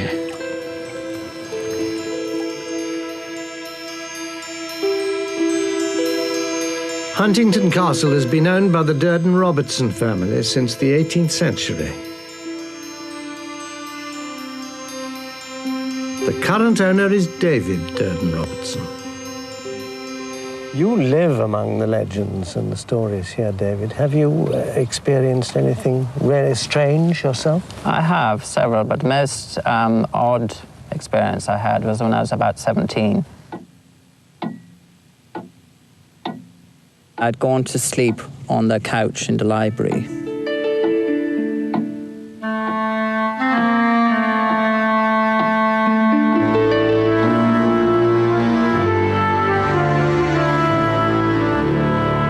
When I woke up, the room was quite bright and the whole couch was almost sort of spinning around. I became aware at that stage that there were two faces peering down at me. His body was lifted up until he was actually floating above the couch. Well, a most extraordinary experience. They hadn't touched me, but they just looked down at me. It was as if I was in their power. David felt that time had stopped. As in a waking dream, he was able to observe his own body, but not control it. He was having what is known as an out-of-body experience. These vivid encounters with the apparitions which he describes attest to their existence. But the question remains, who are they and what do they want? And the answer may lie deep in the cruel past of Ireland's history. The native inhabitants of Ireland were the Celts. And 1,500 years ago, a special priestly class of learned men lived among them. These people professed to have magic powers and a secret knowledge of the world. They were the Druids.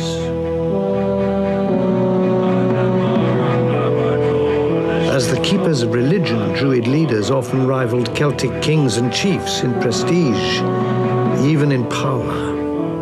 The Druids have a special place in Irish mythology, for apart from their great learning, their extraordinary powers enabled them to act as intermediaries between gods and mortals.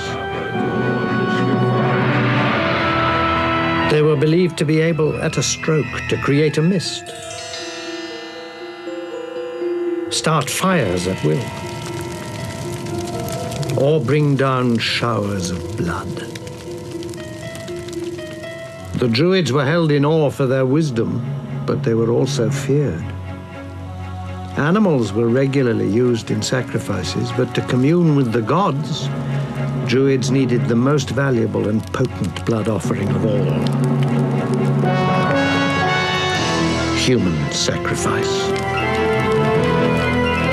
The Druids picked fine young men and women who were ritually sacrificed as mates for the gods.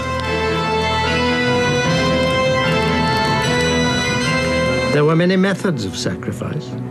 The chosen victims were burned in huge wicker structures, impaled on stakes, drowned, or buried alive.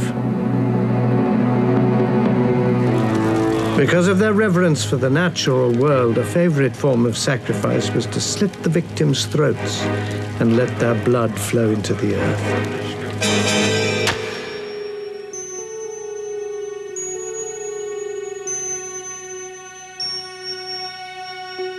Is it possible the figures David saw looming over him were the ghosts of ancient Druids? Had they returned in search of a victim? Huntington Castle is in some way connected with these spirits of an earlier, darker time. Indeed, this mysterious sacred well in the core of the castle is called the Druid Well. It remains the castle's spiritual center and may be the source of Druid visits into our modern world. The bloody events of over 1,500 years ago are still imprinted here, centers of energy, held in the atmosphere of Huntington's ancient walls. And perhaps the Druids will return here again from the beyond, hunting for victims to sacrifice to their pagan gods.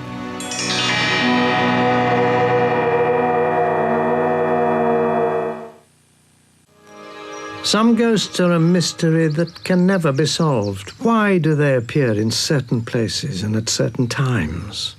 But other ghosts have a special attachment to a particular place and return to it again and again. This is the case at our next castle, where a ghost came back from the world of the dead to help its living descendants. The ghost appeared quite recently at Castle Leslie, which lies in County Monaghan, near the border between Southern and Northern Ireland.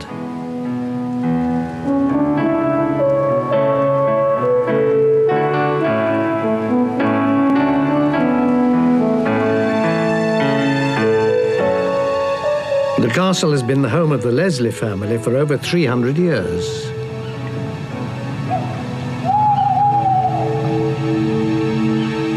In January 1996, Castle Leslie was invaded by paranormal activity and a series of identical sightings of an unexpected guest.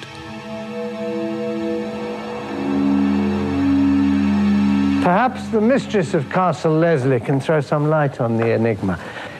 Samantha runs the castle and is a direct descendant of Bishop John Leslie, who bought the estate in 1664. Sammy, you've had direct experience of this particular Castle Leslie ghost?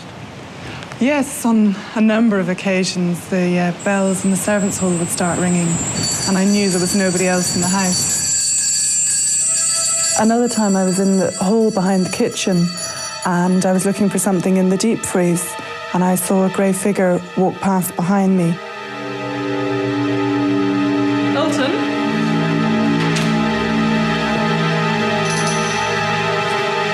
Alton? Sammy assumed it was Alton, her partner, and called out to him. He didn't answer. Alton! She then realized that it couldn't have been Alton. He was out of the castle at the time. And then, over the next few months, supernatural activity fairly erupted at Leslie. Sammy was alone cooking in the castle kitchen when from behind her she heard a strange noise. A shower of orange pits hit the wall beside her, and there was no one else in the room. That was frightening enough, but then another thing happened. Again, Sammy was working in the kitchen when quite suddenly the electric food mixer burst into life.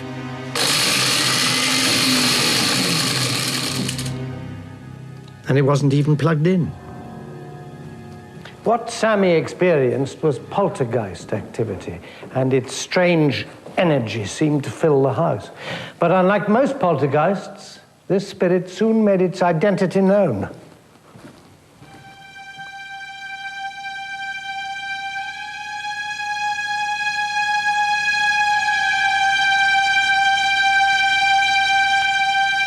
Three separate sets of guests at the castle described a ghostly ordeal in the bedroom known as the Red Room. None of the guests had stayed at Leslie before and had no knowledge of the castle's history, but they all recounted almost identical experiences. The first guest couple reported being woken in the middle of the night by a light in the room they described as soft daylight. Then through the light they saw a man standing over the chest of drawers. It appeared he was looking for something. Then the image and the light faded away. A few weeks later, another couple stayed at the castle. They slept here in the red bedroom. The next morning they described exactly the same thing as the previous couple. The strange light and the man in that corner of the room. But this time the guests experienced something more frightening. The figure moved over to the end of their bed.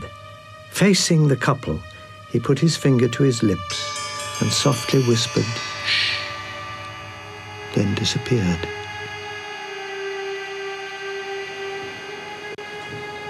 Just a few weeks after the second sighting, the man in the pale light returned to Castle Leslie for a third time. Once again, two guests staying in the red bedroom were woken by the strange light. Terrified, They saw the figure in the corner of the room by the chest. But this time the man walked to the bed, held up a scroll of papers, and smiled. Transfixed by the apparition, the couple saw that across his forehead was a bloody wound. Who was this ghost, and why did he keep appearing at the castle? A reason may be found in Ireland's recent history. At the outbreak of World War I in 1914, Ireland's soldiers and reservists were immediately mobilized. By the end of the war, more than 200,000 Irishmen had served not only Ireland, but Great Britain, and many had given their lives.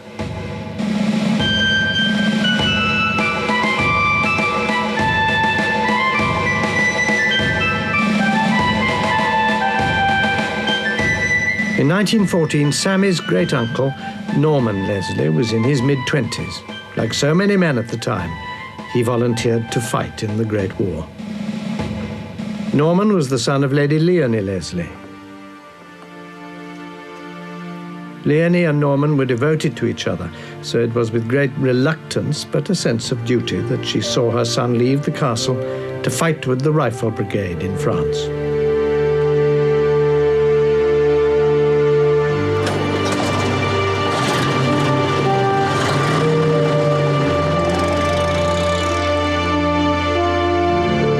Weeks passed. The exact whereabouts of his regiment was secret, but Leonie wrote her son many letters, sending him news of home and looking forward to his safe return.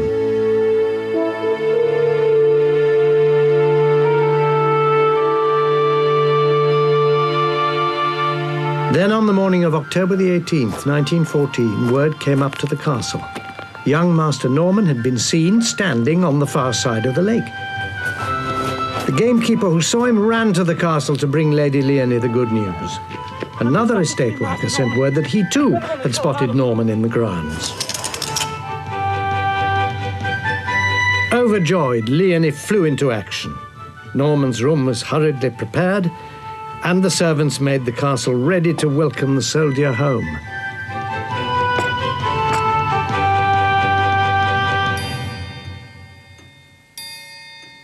But an hour passed, and then another, and still Norman did not come. He never came.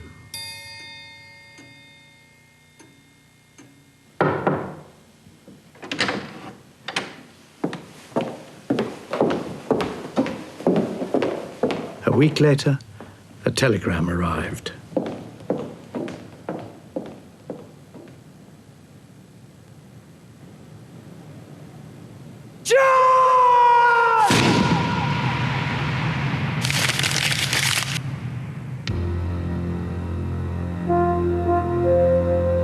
Norman had been killed in action at Armentières, France. The date of his death was the 18th of October 1914, the very day he'd been seen standing by the castle lake. The appearance of Norman by the lake is a form of apparition seen at times of crisis such as war, when thousands can die in a single day. It is one of the most widely reported types of ghost.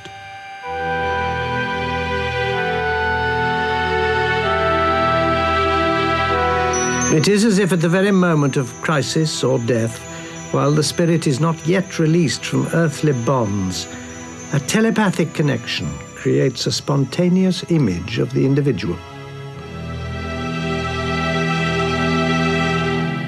This ghostly image can appear before a loved one or in a place to which in life they were especially attached. I think Norman's spirit feels a very strong bond with his home and a very deep love for his family. And I think it was very important when he died that he came back to say his goodbyes. But that isn't quite the end of the story, is it? Norman's been back again, hasn't he? He has. Sammy believes it was Norman in the servants' hall trying to attract her attention with the bells. And in the kitchen, throwing the orange pits and starting the appliance.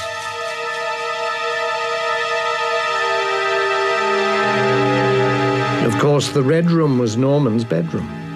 Who else could the ghost have been? And the papers Norman's ghost held up? Sammy felt that the apparitions and poltergeist occurrences were Norman's way of trying to get a message to her. The papers were the clue. For many years, the Leslie family had been in conflict over the inheritance of the estate. Sammy had searched for an important document which she hoped would solve their problems. But her efforts to find it had proved fruitless, and eventually she gave up.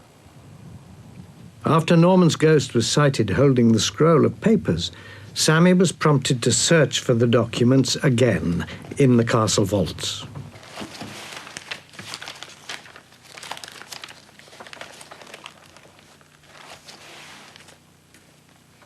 When she touched a certain file, a shudder went up her spine. It contained the very papers the family needed. If Norman's ghost had not appeared, the file would have remained undiscovered, and Sammy's claim to Castle Leslie would have been in jeopardy. Her future at the castle is now secure because of Norman's appearance. Sammy, do you expect or look for any more visits from Norman? I very much hope he comes back to visit. His room will always be ready and he's always very welcome.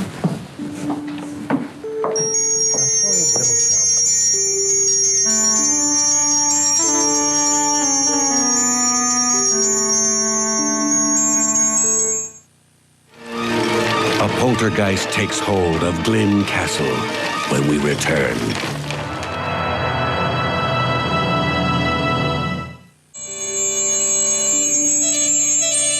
Ghosts manifest themselves in many different ways. Some are figures as solid as a living person. Others bear little resemblance to the human form. Poltergeist hauntings, such as those at Castle Leslie, can be the most disturbing ghost experience. Inanimate objects suddenly erupt in violent motion to disrupt the peaceful routine of the living.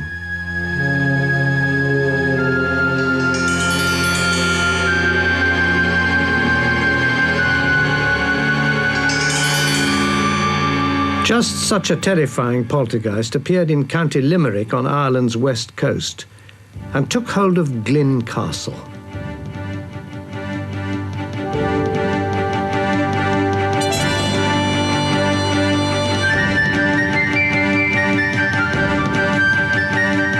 Situated on the banks of the River Shannon, Glynn Castle dates from the 14th century and is home to the Knight of Glynn. The present castle is a Georgian Gothic fantasy built by the 24th Knight in 1789.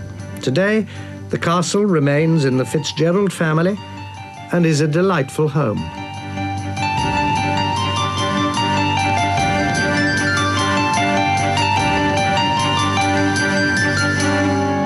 But it was here on a night in 1991 that two of the castle's loyal workers were subjected to a traumatic ordeal.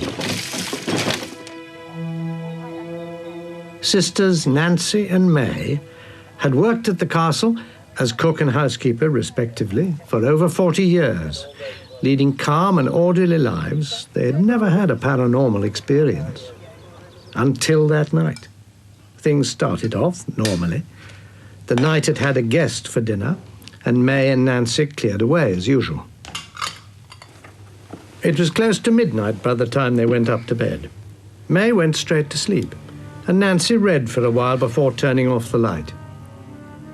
I was only just settled down about 12 o'clock when I heard this noise on the stairs, as if somebody was coming up, labouring in terrible trouble, like as if they were trying to do the stairs and not able. Nancy called out to another employee of the castle, Una, who slept in the next bedroom. Una called back that she was in bed and had also heard the banging.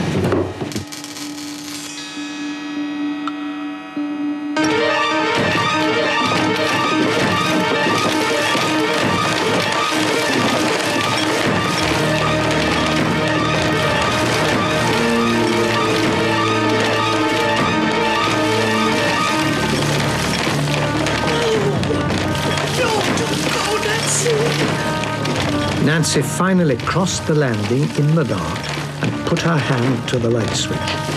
As soon as she pressed it, everything went quiet.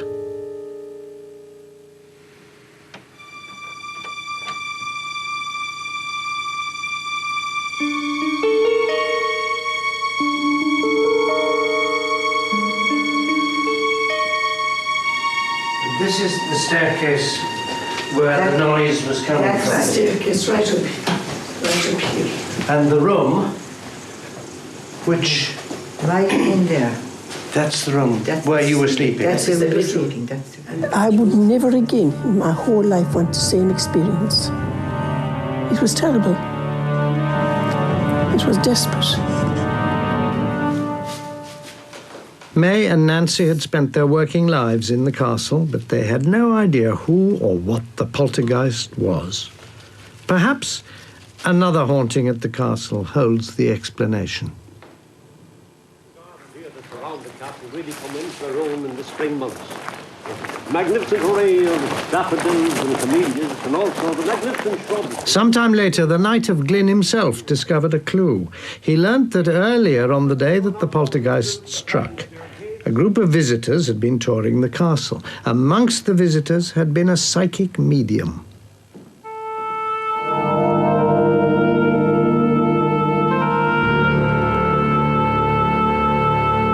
Although the medium entered the castle purely as a visitor, could her presence have unwittingly unlocked the violent energy of this most unhappy ghost?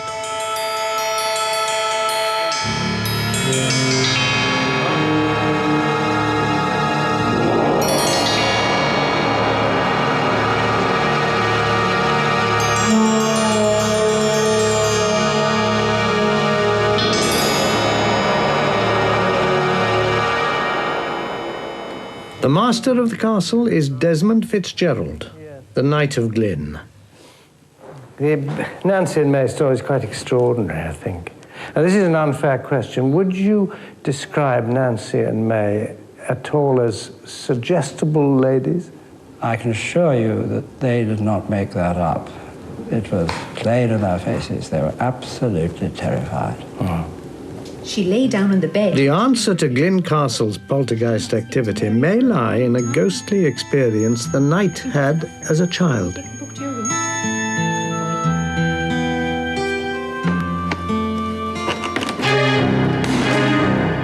A frayed rope hung in midair.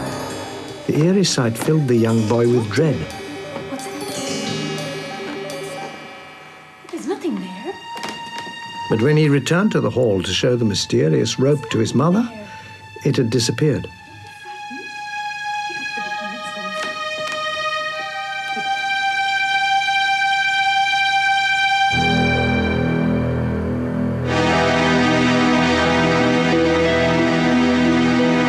Perhaps the events of nearly 100 years before had some bearing on the strange rope apparition the young knight beheld.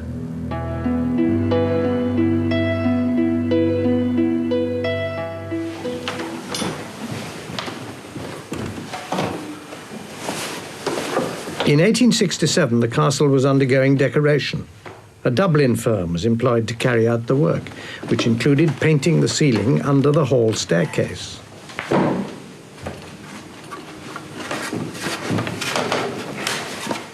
The builders used planks of wood and heavy rope to form a scaffold.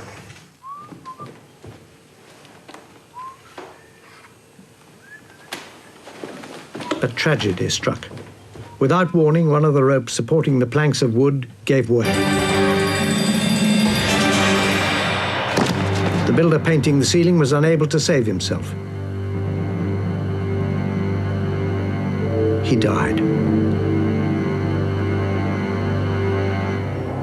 Was the rope that the young knight saw all those years later the one that had broken and caused the accident? Perhaps the trauma of that long-ago event was still locked into the castle's atmosphere, and it took the sensitivity of a young boy momentarily to connect with the anguish of the long-forgotten tragedy. It was a long time ago, but I can picture that rope hanging there really as if it was yesterday. Could the haunting that May and Nancy experienced so recently also be connected with that tragic event?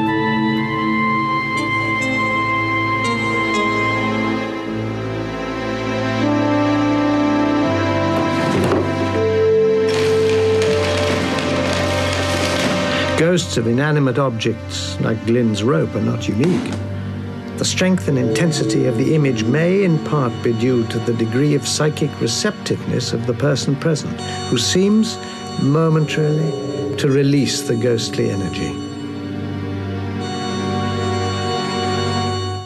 In whatever form ghosts manifest themselves, none is more terrifying than what is called the elemental.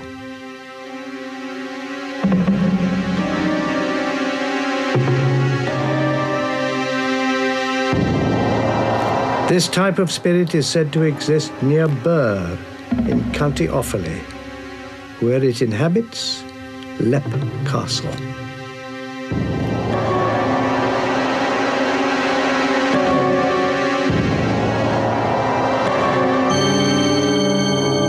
The elemental is a frightening phantasm from the beyond that envelops those who experience it in its malignant force. The ghost is so horrifying. Its hauntings bring an overwhelming sense of evil and deep-rooted fear.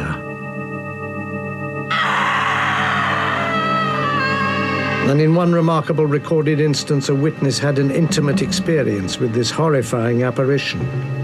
She felt the touch of the appalling thing. Built in the 14th century, Leap is said to be the most haunted castle in Ireland. As if the very stones were rejecting human habitation, the castle lay in ruins for years. Tall and lonely, the fortress had a ghostly reputation so strong that local people avoided it at night. Completely gutted by fire, Leap was boarded up, its gates padlocked for over 70 years. But from across the fields, late at night, locals would describe seeing the windows at the top of the castle light up for a few seconds, as if many candles had been brought into the room. When the elemental haunts the castle, the temperature suddenly falls. There is a suffocating, sickly sweet odor and an overwhelming sense of dread.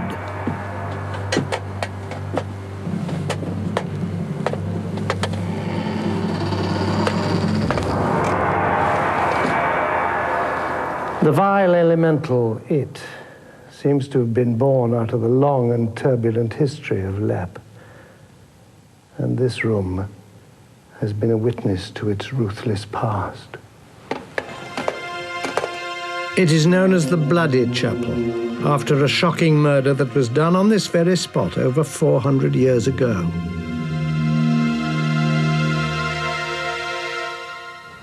Leap was then a stronghold of the original owners, the powerful O'Carroll family. They were Irish princes, chieftains of the area. Leap was an impregnable fortress, impervious to ferocious attack.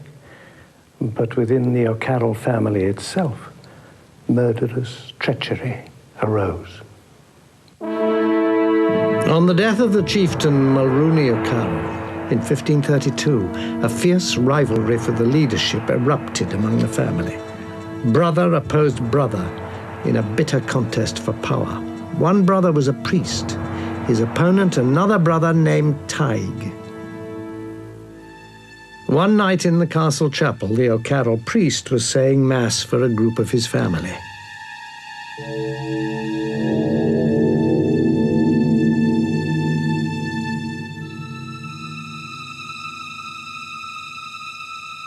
As he was chanting the holy rites, the door of the chapel opened and his rival brother Tig burst in.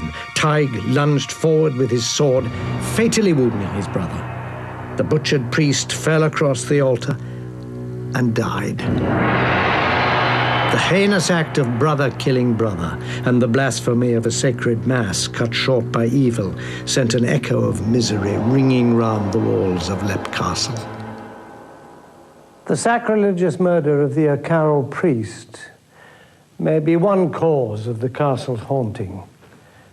But another source of evil was found here at Lepp, an evil so foul that it may well have compounded and nurtured the curse of the elemental spirit, it.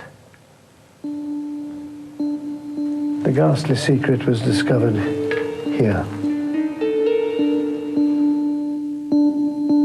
It is called an oubliette, a name used to describe a hidden dungeon. It means a little place of forgetting.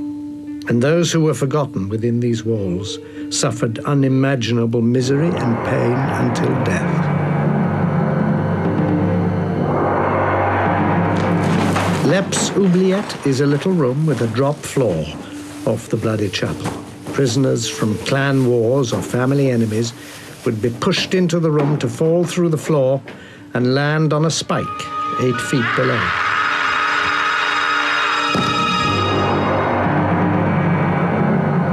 Prisoners not lucky enough to die quickly on the spike faced gradual starvation in a doorless room while the sound of merriment and the aroma of food drifted up from the rooms below.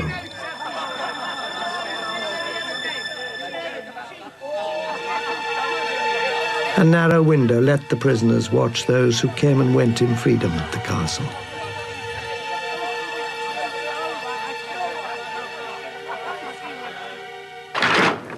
At the turn of the last century, workers were given the task of clearing the oubliette.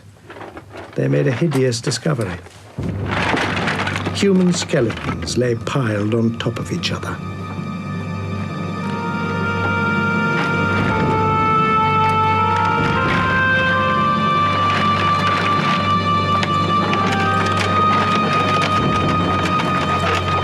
Three cartloads of bones were removed. Another chilling thought. Among the bones, the workmen found this pocket watch, manufactured in the 1840s.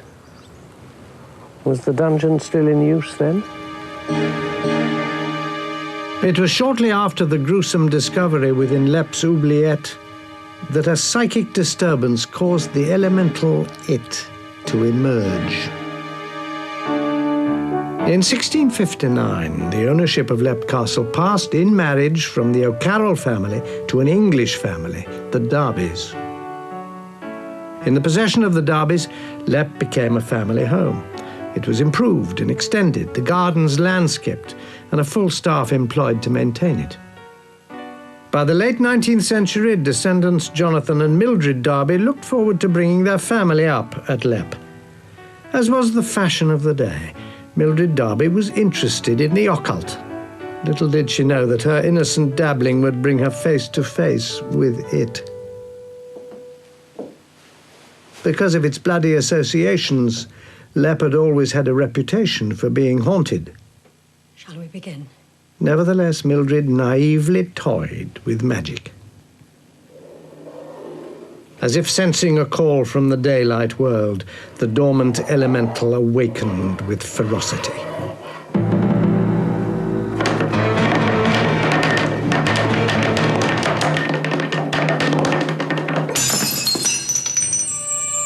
In 1908, Mildred wrote an article for the journal The Occult Review, describing her ordeal at the hands of the terrifying manifestation that infested Lepp.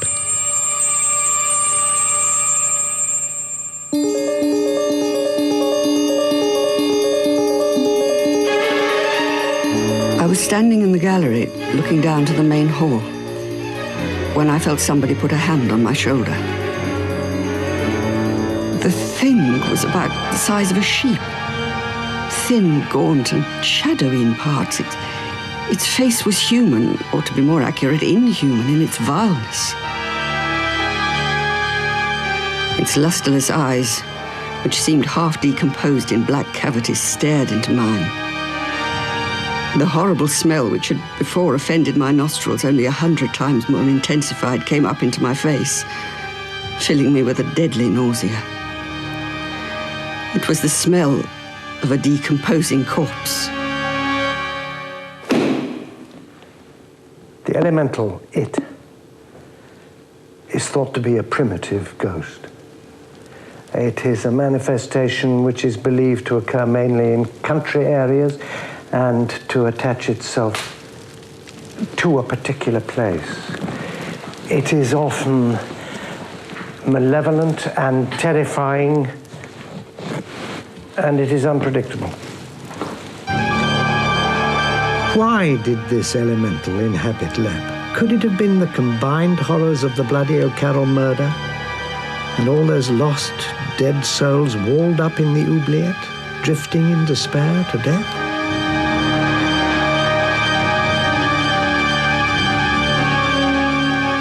Whatever it may have been, after Mrs. Darby's experiments with the black arts, the castle was never the same again. Hauntings plagued Lepp, leaving a sinister air throughout the castle. The Darbys stubbornly remained at Lepp, but in 1922 the castle suffered another misfortune when, as the home of an English family, it became the target of the Irish struggle for independence. The castle was destroyed by bombs and completely looted. Nothing but a burned-out shell remained. The Darbys were driven out. 6 years ago, Sean Ryan and his wife Anne bought the castle. A complete ruin. When they arrived, the family is making it habitable again. In the meantime, they live in the castle gatehouse with their young daughter. When Sean and Anne Ryan bought Lepp, they knew they were taking on a castle with a troubled history. You and Sean have been here for 5 years now? 5 years, yeah. Turning a pretty grim ruin into a home. Mm-hmm. Tell me, have you had any supernatural experiences? Well, shortly after we arrived here, Sean began working on the building.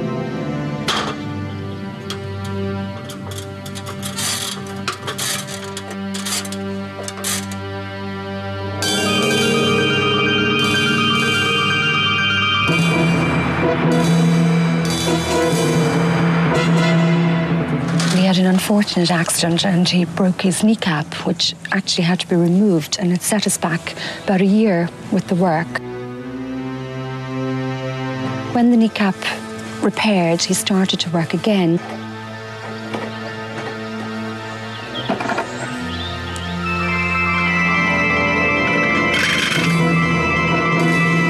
He had another accident and broke his ankle. We began to think that we weren't really wanted here, there was something going on.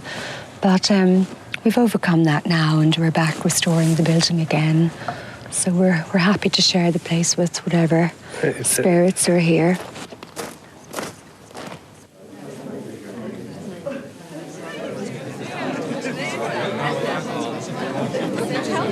In 1991, Lepp's walls echoed to an unfamiliar sound, laughter.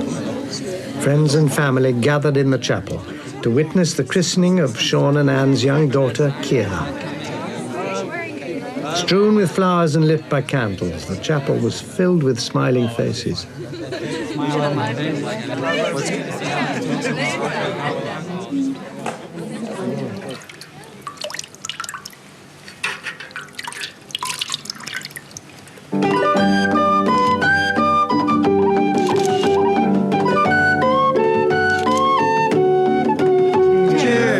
We had a marvellous day, all our friends, and great atmosphere, so we think we've laid to rest anything that might have happened previously.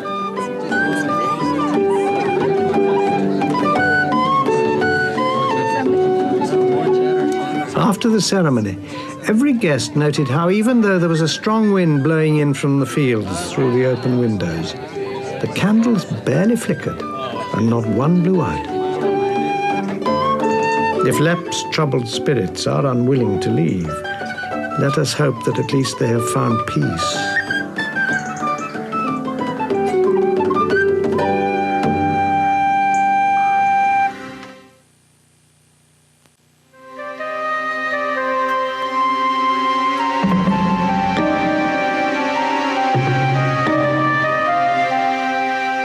In this land where so much is attributed to myth and legend, the castle ghosts we have encountered remind us that not all mysterious events belong in storybooks.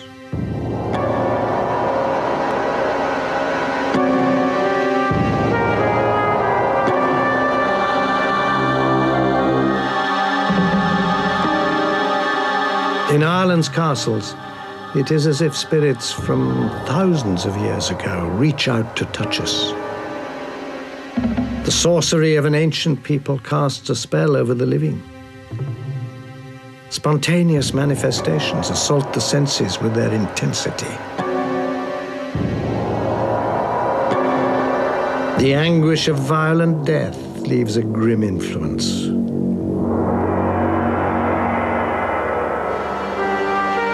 Can the tormented spirits of the past ever be laid to rest?